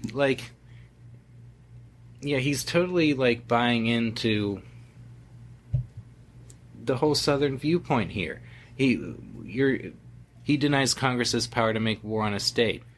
Nobody's asking you to declare war on South Carolina. Right. You do what Andrew Jackson did and go after the rebels in South Carolina. Mm-hmm. You don't recognize, the legitimacy of these people. Yeah. He actually, I read part of this, and he actually quotes from Andrew Jackson's That's right. message to South Carolina. That's right. While at the same time totally failing to do what Jackson did. Yeah. That's the kind of... It keeps popping up. Mm-hmm. That's the Buchanan character. Well, yeah, but... I mean, he is so frustrating as a person. Mm-hmm. But to try and understand. Yeah, but here's the thing. He's been so aggressive on lots of other things. When it suits him. Well, yeah, here's the thing. When he has his southern base behind him, and he's executing their will, he will be super aggressive. Yeah. He sent troops to Utah. He was very aggressive in Kansas. He was very aggressive in Paraguay, against Mexico, against Britain, because he has his southern friends behind him. Yeah. And he'll throw his weight around that. He's extremely aggressive on patronage. When it comes to trying to force something through Congress, he thinks he's Andrew Jackson. And when it comes to like trying to push Mexico and Britain around, he thinks he's James K. Polk. Yeah. But right here, when his southern friends pull the rug out from under him, he totally collapses. Yeah, and he is James Buchanan. Yeah.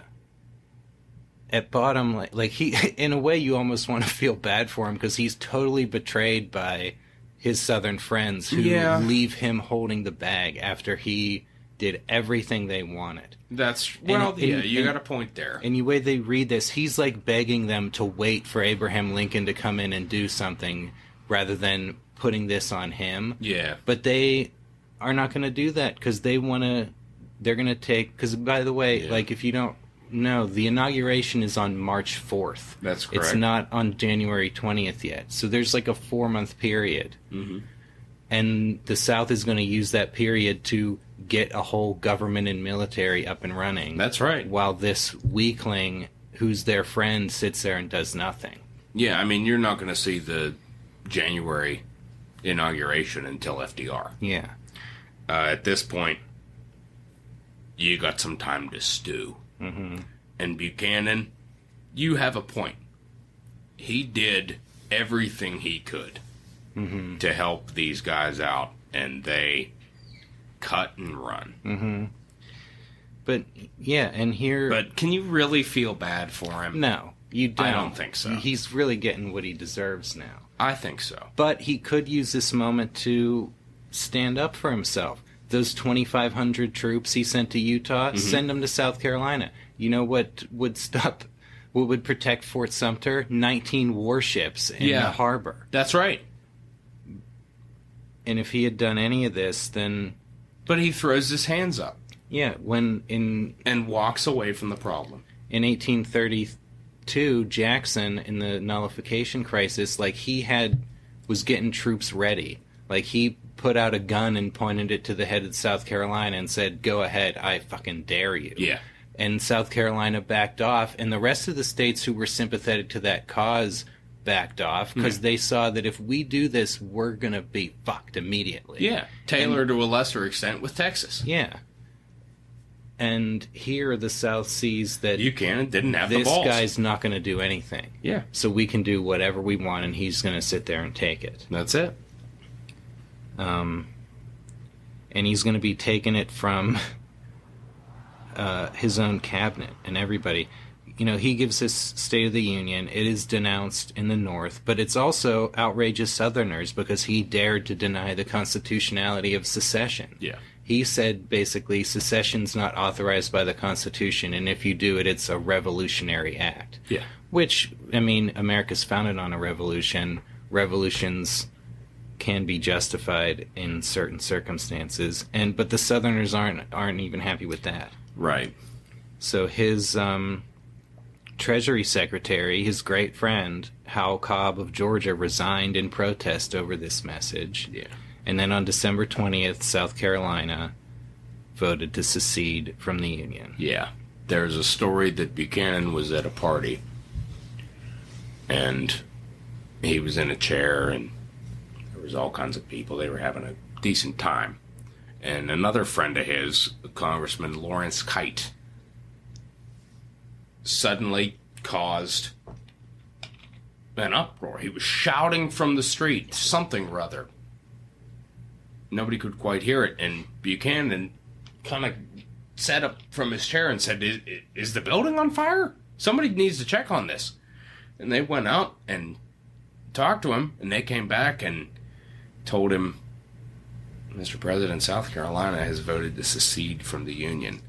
And he went from a kind of upright, attentive point in his chair, from like, what the hell's going on here, to sinking back and asking the hostess simply, please call my carriage.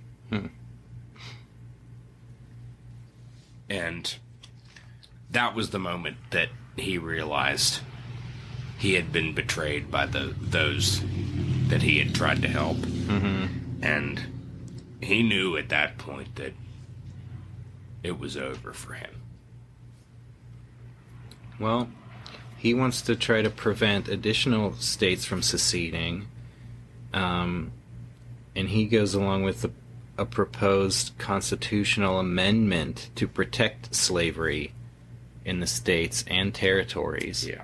And now, like, recall in the nullification crisis, Jackson and, like, they did compromise on the tariff and give them part of what they wanted policy-wise, but they did so while also passing the force bill and insisting on, you know, the obligation to obey federal law and the right of the government to use force if you don't. Yeah. Buchanan is just doing the appeasement part of that without anything to back it up. That's it. He's got his own Secretary of the Interior, Jacob Thompson of Mississippi, is chosen by Mississippi as its envoy to discuss secession. And Buchanan's not going to dismiss him from the cabinet. That's not a fireable offense. Yeah. And then, like we mentioned before, War Secretary John Floyd, it comes out that he's implicated in this embezzlement scheme, and Buchanan doesn't dismiss him either. He ends up having to resign, but he claims that it's not because he just got caught with embezzlement, but because of Buchanan's position on secession. And, as I mentioned before, Floyd's going to go on to brag that as War Secretary, he sent vast amounts of weapons to the South that were used to arm the Confederacy. And Buchanan is going to continue to seek advice from Southerners, including Senator Jefferson Davis. Now, in January, you have 6 more states seceding: Georgia, Florida, Alabama, Mississippi, Louisiana, and Texas. 7 senators bolted from the convention. 7 states have now seceded from the Union. James Buchanan is the president of half of a country right now.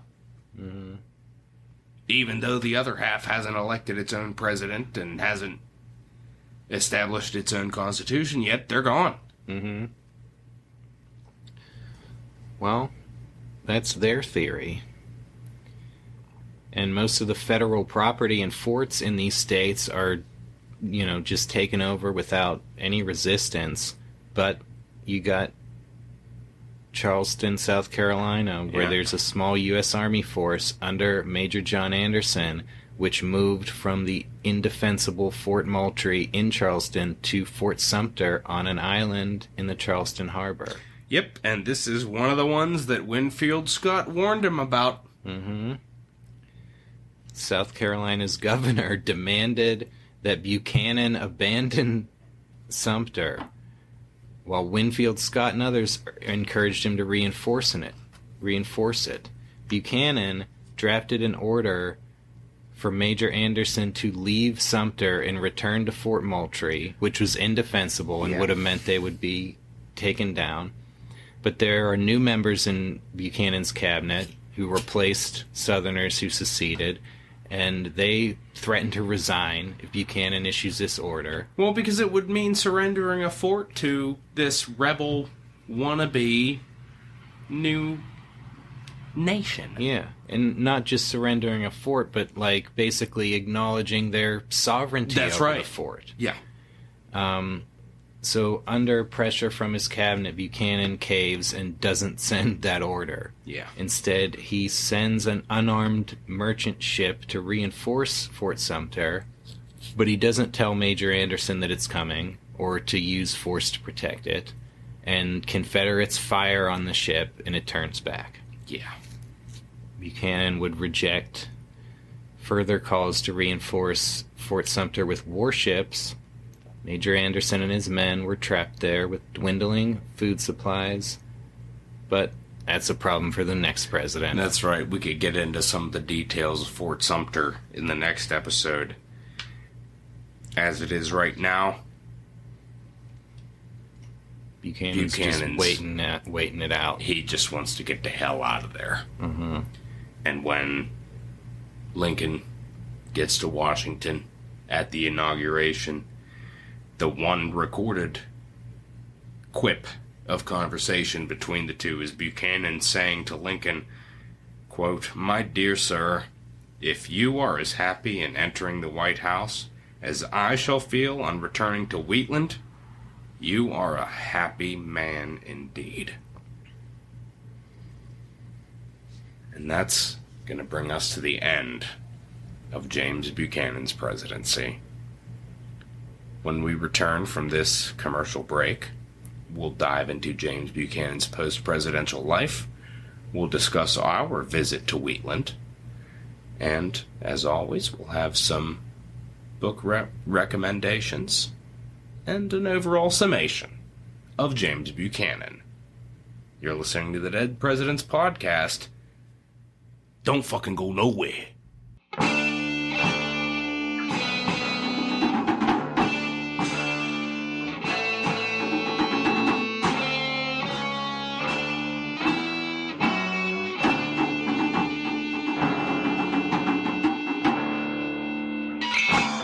The Dead Presidents Podcast is brought to you in part by Drucker, Heilbrunn and Company, who have an exciting opportunity for our listeners.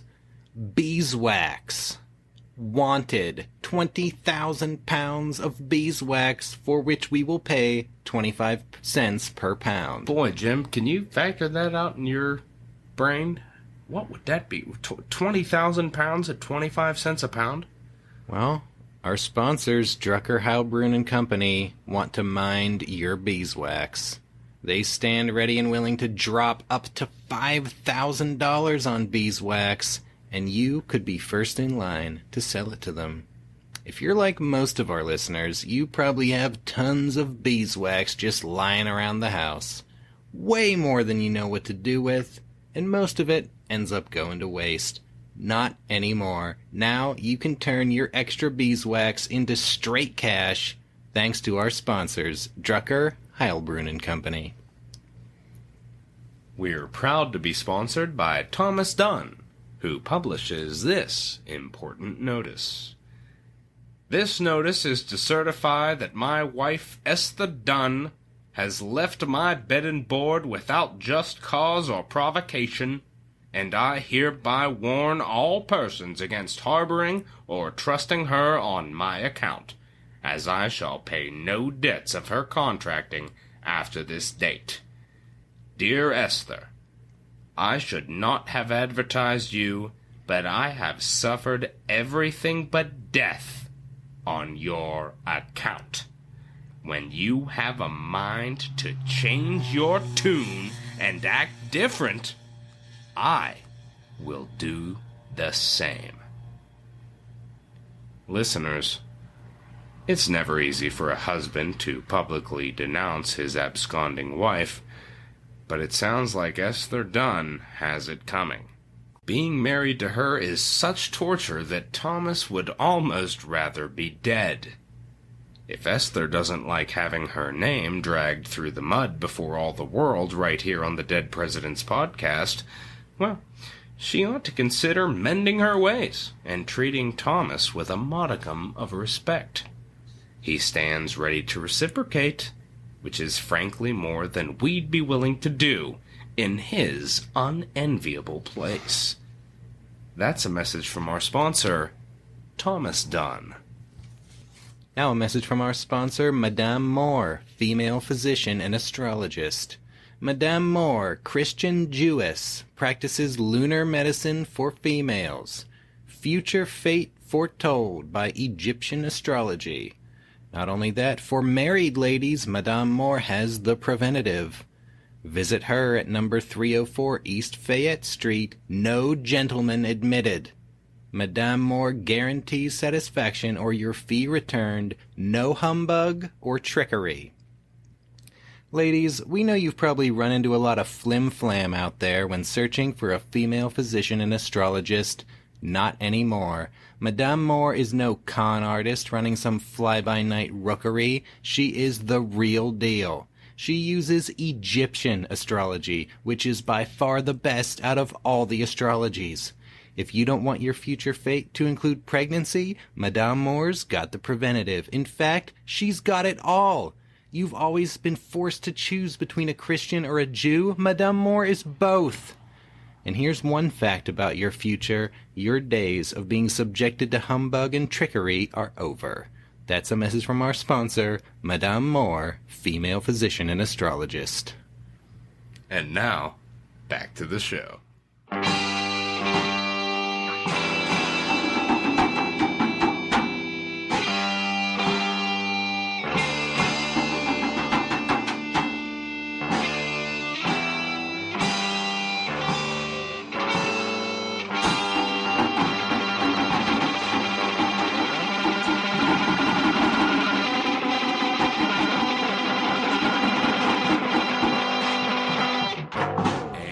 Back, and it's time to flop into the post-presidential life of James Buchanan. Yep. He's out of the hot seat now. Yeah. And Abraham Lincoln's gotta take what Buchanan has left. Yeah. Gave the Confederacy months to get up and running. And not too long after he leaves office, Confederates attack Fort Sumter, force its surrender. Lincoln calls for 75,000 volunteers to enforce federal law. 4 more states seceded: Virginia, Arkansas, Tennessee, and North Carolina. Yeah. Buchanan's going to write that the Lincoln administration, quote, had no alternative but to accept the war initiated by South Carolina or the Southern Confederacy. The North will sustain the administration almost to a man, and it ought to be sustained at all hazards. But he's going to remain publicly silent. Yeah, but I want to know what's, like, the qualitative difference between when the Southerners fired on Fort Sumter and when they fired on the ship flying the U.S. flag that went to relieve Fort Sumter. That's right. When Buchanan was president. Yeah. That he did not take as an act of war and let that. Well, that's it. Like, he down. allowed the South plenty of time to try and prepare for what they thought and what they knew, basically, was an inevitable war. Mm-hmm. They knew in their hearts, in their southern hearts, they knew that there was going to be a war of northern aggression, and Buchanan is allowing them time to prepare for this. Yeah, they got a big head start. Well, not nearly enough, but, you know, there wasn't much they could have done about that anyway. We'll talk about that later. Well, Buchanan told his friends that he favored sustaining the government in the vigorous prosecution of the war for the restoration of the Union. And he never publicly criticized Lincoln. Though he didn't favor emancipation, he made his peace with it. Guess he did his, good of a job he could do in the Civil War, basically keeping his mouth shut because nobody wants to hear from him. Yeah. But he was more pro-war and pro-Lincoln than Pierce was. Well, as self-righteous as Buchanan was, if he thought to himself, I better not say anything, that's one of the smartest decisions he ever made. Because, first off, nobody would have put any stock in anything 10-cent Jimmy Buck said. Mm-hmm. Well, when the Confederate Army invaded Pennsylvania in 1863, Lancaster feared attack, and rumors swirled that Buchanan might be taken captive and held hostage, and Wheatland burned to the ground. Yeah. Which is pretty... I mean, I bet in Buchanan's own mind he thought it was like, oh, this could happen at any time. I'm such a mark. Yeah. Really, nobody gave a fuck. Well, the Confederate Army made it as close as 50 miles away from Wheatland, but that was where they lost the Battle of Gettysburg and were turned back. Buchanan wrote to a friend that if he were younger, he would take up arms in defense of the Union. Well, I mean, nice try. It's literally the least he could do. Yeah, seriously. You know, nice try. I don't know. In the kidnapping plot, of course, there was a more recent film, Raising Buchanan, where thieves steal James Buchanan's body. Yeah, and hold it for ransom, and nobody gives a shit. Nobody wants to pay for it. Yeah. Well, Buchanan kept his mouth shut during the Civil War, but his pen was working, because he spent the whole time writing a defense of his presidency. Yeah. My God, what a plundering, monotonous read. I mean, listeners, I'm going to have to go as far as to say this is a non-recommendation. This is the second time in podcast history that we've issued a non-recommendation for a book. James, if you remember, told you about the first instance, but James Buchanan's memoir, published in 1866, Mr. Buchanan's Administration on the Eve of Rebellion, he goes on to blame the secession crisis on literally everyone but himself. He speaks in dry, rambling, legalistic terms, just rambling language. He criticizes Congress. Well, he criticizes everybody. He basically says that the Civil War was everybody's fault but his, and goes back to the very beginning of the slavery crisis, and I don't know, he tries to make a case for himself, but my God, it is mind-numbing reading. It is... I can't believe I read the whole thing. Yeah, he's blaming Congress, Winfield Scott, Major Anderson, the Republican Party, Northern anti-slavery agitators. Yeah. It's all their fault. Yeah, and he's not going to admit any mistakes. He's going to go on to tell Harriet Lane that he believed the book would, quote, justify me in all I did and all I did not do.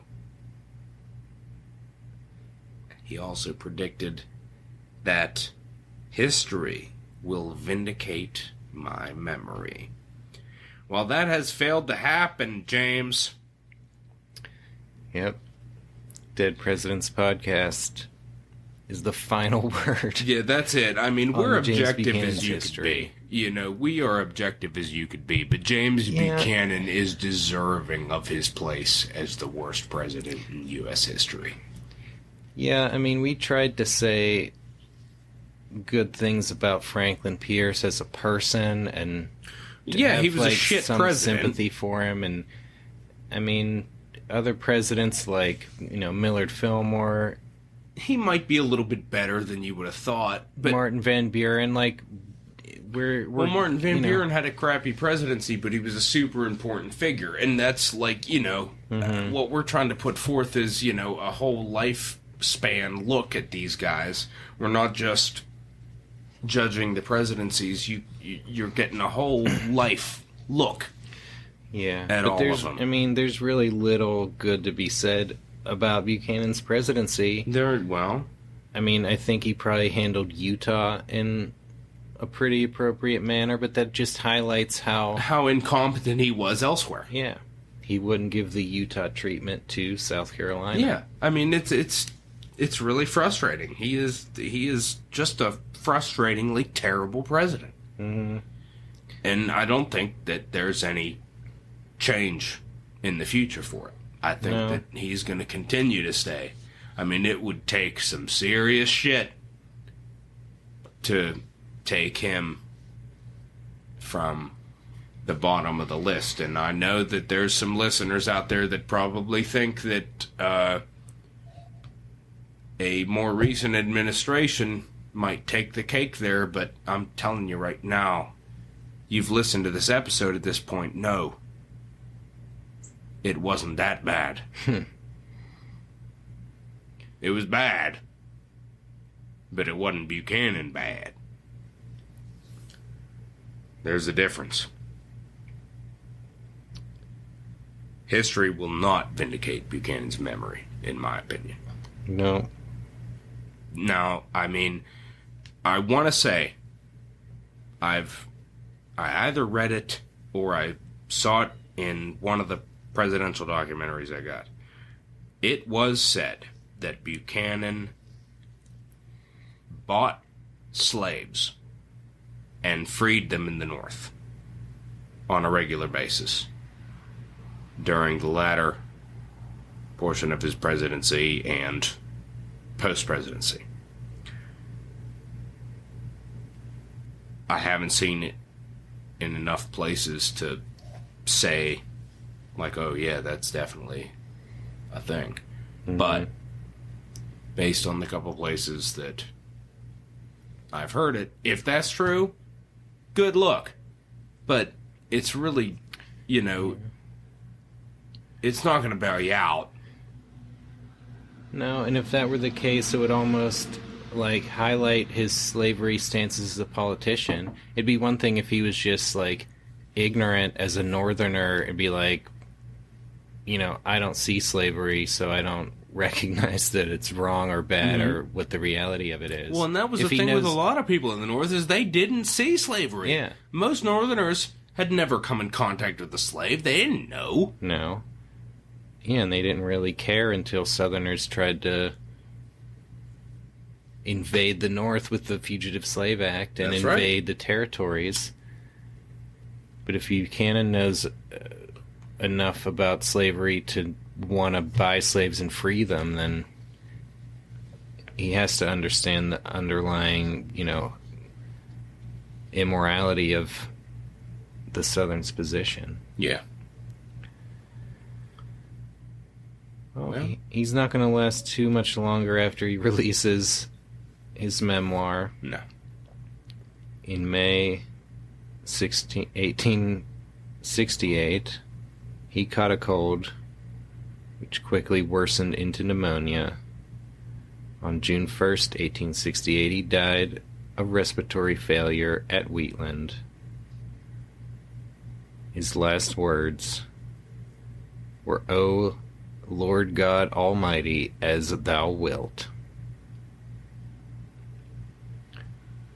He left a considerable estate worth $300,000. Quarter of that went to Harriet Lane Johnston, who got Wheatland. Quarter went to his brother Edward Buchanan. The other half divided among his many other relatives. Yeah. At least he can leave a substantial monetary legacy. That's to it. His family. Yeah. Yeah. Now, we've been out to Wheatland. Yep. That was an enjoyable little trip. It's out in Amish country. It's nice. Yeah. And they had a kind of a, what would you call it? Sort of reenactment kind of tour. Yeah.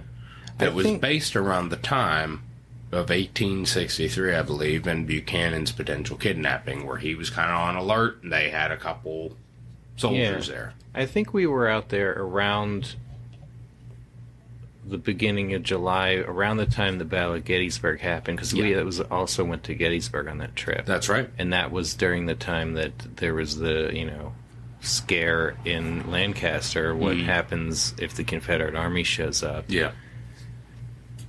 Yeah, so they had, like, troops camped out on the lawn at Wheatland Yeah. in reenactment. And, President Buchanan, with his wristwatch, yeah. was ready to monitor things from Yeah. Wheatland. They had a Buchanan reenactor there. They had, like, guards posted before you can come in, asking what you're there for, making sure you're not there to kidnap James Buchanan. Yeah, and I was dressed to the nines, and Yeah. I said, I'm here to kidnap President Buchanan. Yeah. And he said, surely you must be jesting. And I was like, Yeah. am I? Well, they let us in anyway. That's it. We considered kidnapping the James Buchanan reenactor, but I considered stealing his wristwatch, yeah. which he shouldn't have had on. Well, Other than that, Wheatland, it was, I mean, Yeah. it was, I don't want to seem like I'm knocking it. It was a really No, great yeah. place to visit. Definitely go do it if you're in the area. It's great. yeah. Learn a little bit about James Buchanan. I mean, you're not going to learn any more than you just heard in this show, but, you know, you're going to go there knowing what you know from this show. And you're going to be a James Buchanan authority. And you're going to be able to school the tour guides like you can on every other president we talked about previously. You show up to any presidential home after listening to our show, you're going to be able to not only impress, but school the tour guides, as James and I always tend to do on our trips. And then you can refer the tour guides to listen to the podcast, and then they'll be much better at their jobs. That's right. But yeah, Wheatland definitely showing James Buchanan's personal wealth. Yeah. And you're right. It was set up like a southern plantation, but in Lancaster, Pennsylvania. yeah, It's interesting. We've been to a lot of southern presidential homes. All of the Virginians, yeah, Tennesseans, big hunk. yeah, and he's got one thing that some of the Virginia plantations have, only like a cut above. That's true. Because This Washington, We talked about this in episode 1. Now, the restroom situation. We talked about this back in the very first episode of the podcast and marveled at George Washington's double-seater. James Buchanan. John Tyler had 3 That's right, John Tyler. 3-seater. 3-seater outhouse. And he had 15 kids, mind you. James Buchanan, no children of his own. An epic and unprecedented 5-seater. He's got a 5-seat outhouse. Yeah. In all shapes and sizes. Seriously, I mean, we're going to be posting photos. Yeah. Look, we'll put the photo on our social media. Yeah, just imagine James Buchanan, like, he has William Rufus King over, a lot of his other friends. They're having drinks and they all go out. Everybody has to go to the bathroom together. now. Yeah.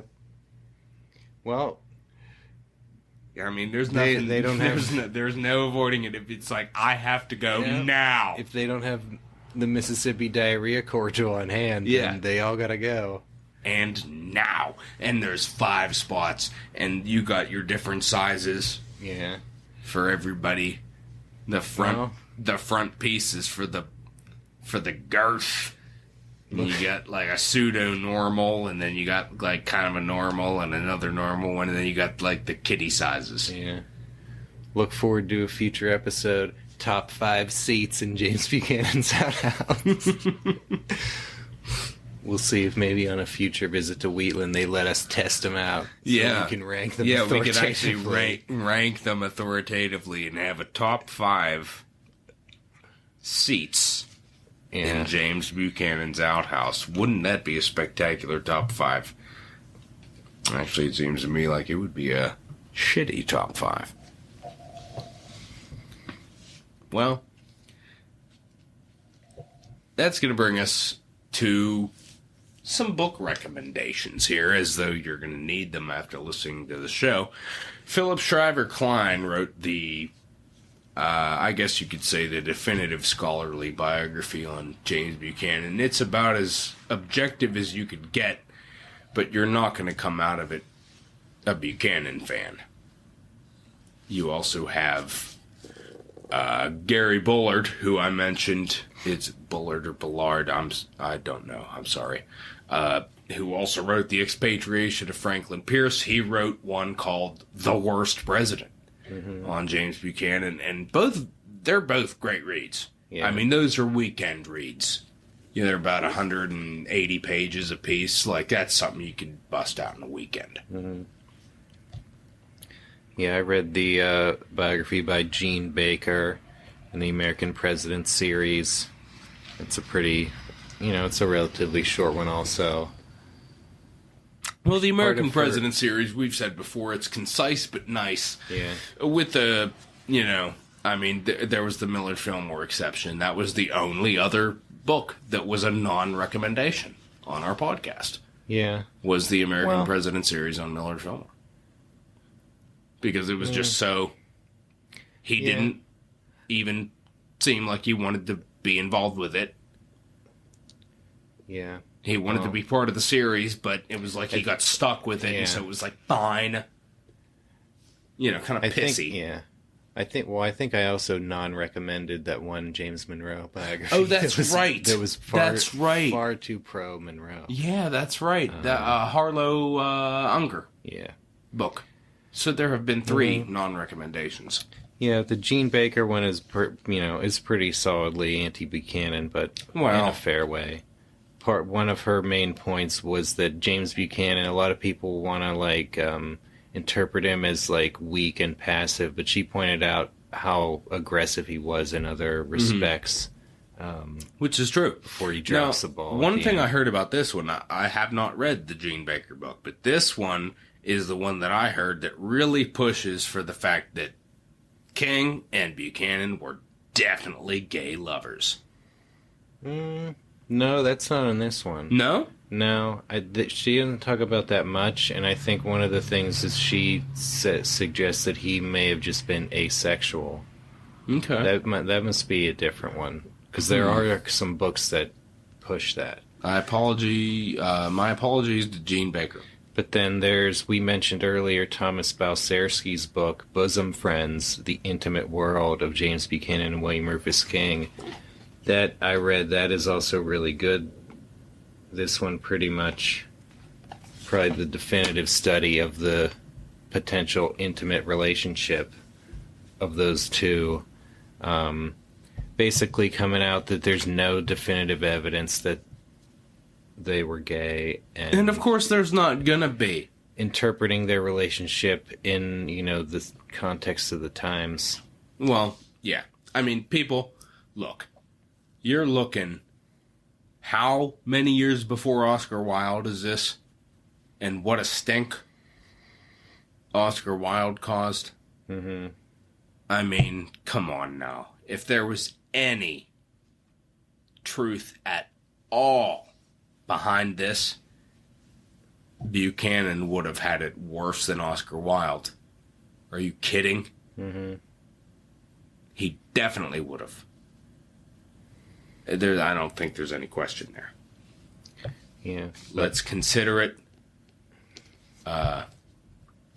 James Buchanan and William Rufus King were definitively just close friends. Yeah, I think so. If they may have had, they may have been gay, I don't think they were acting on it.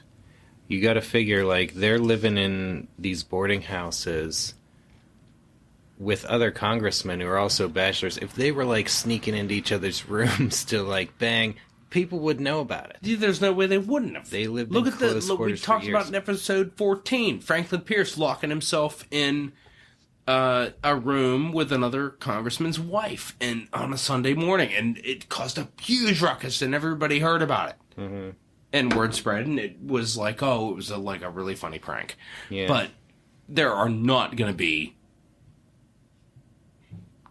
men in Congress sneaking into each other's rooms and having sexual relations without anybody taking note. Mm-hmm. It's just not. No.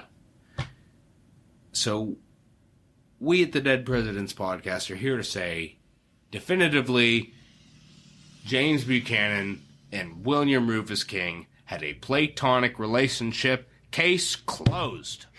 And that's going to bring us to some final quotes on James Buchanan. Well,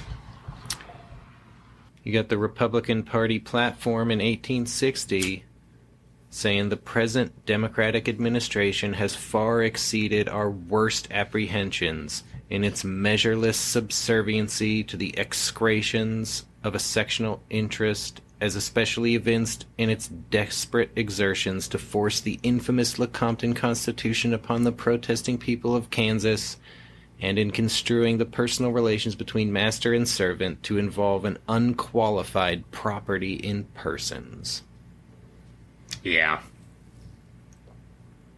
Execrations. Like poop. Mm-hmm. You know? Good way to describe the Southern position at this time. Yeah.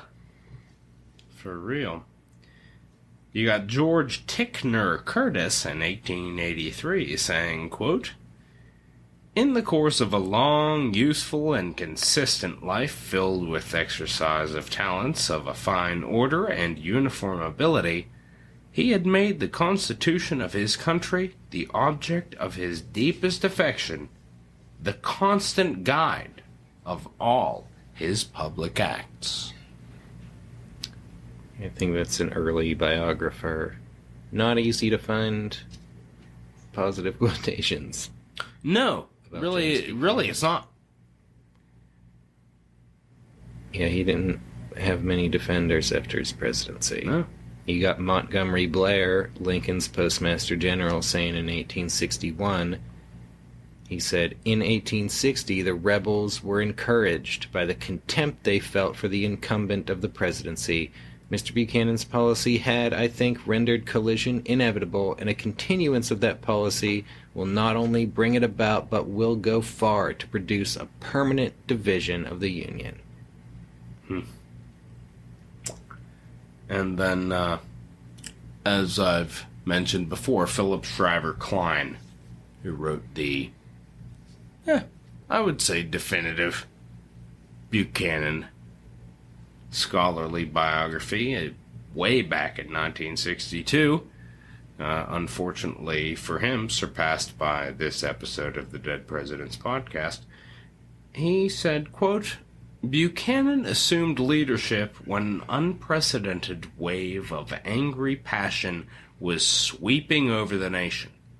That he held the hostile sections in check during these revolutionary times was in itself a remarkable achievement.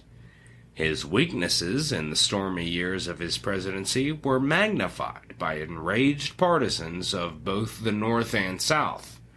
His many talents, which in a quieter era might have gained for him a place among the great presidents, were quickly overshadowed by the cataclysmic events of civil war and by the towering Abraham Lincoln." Now, to be fair, Klein also says, in prefacing his work, that in spite of Buchanan's numerous years in pre-presidential work, there wasn't really anything that had his name on it. He really didn't have a name for himself.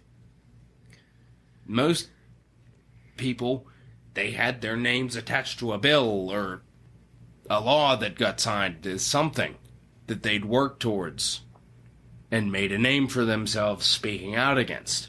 Mm-hmm.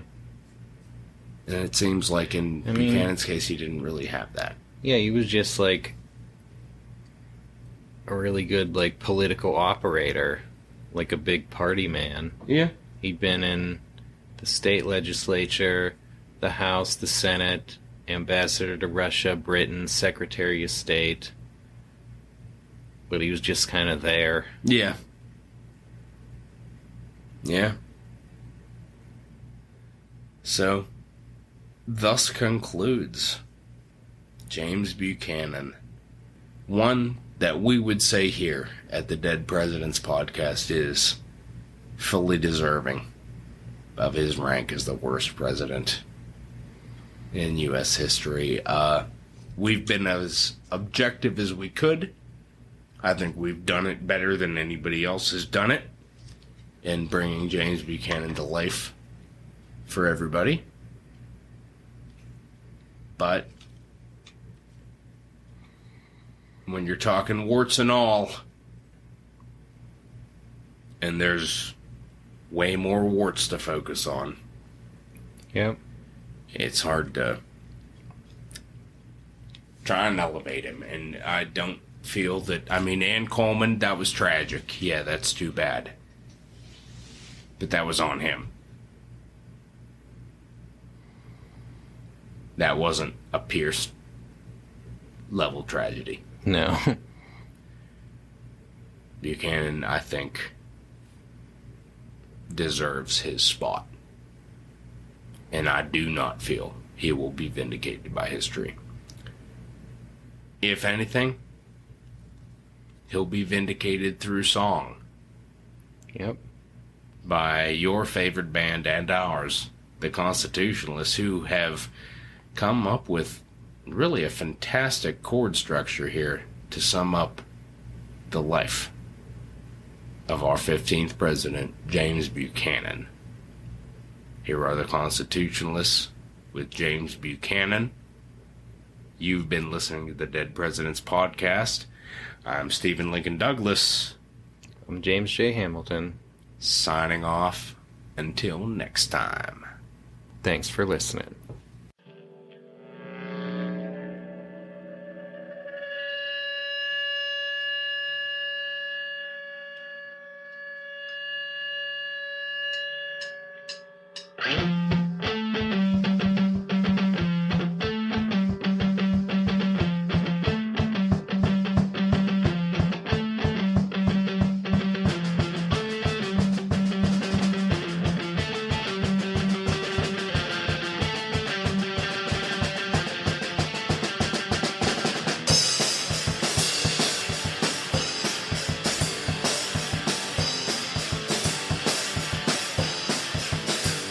What is right and what is practicable are two different things. Whatever the result may be, I shall bury in my grave the consciousness that I at least meant well for my country.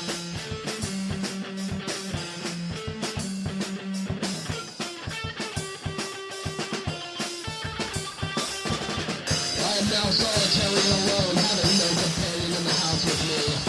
I have gone and ruined the several gentlemen, but have not succeeded with any one of them. I feel that it is not good for a man to be alone, and I should not be astonished to find myself married to some old maid who can nurse me when I am sick, provide good dinners for me when I am well,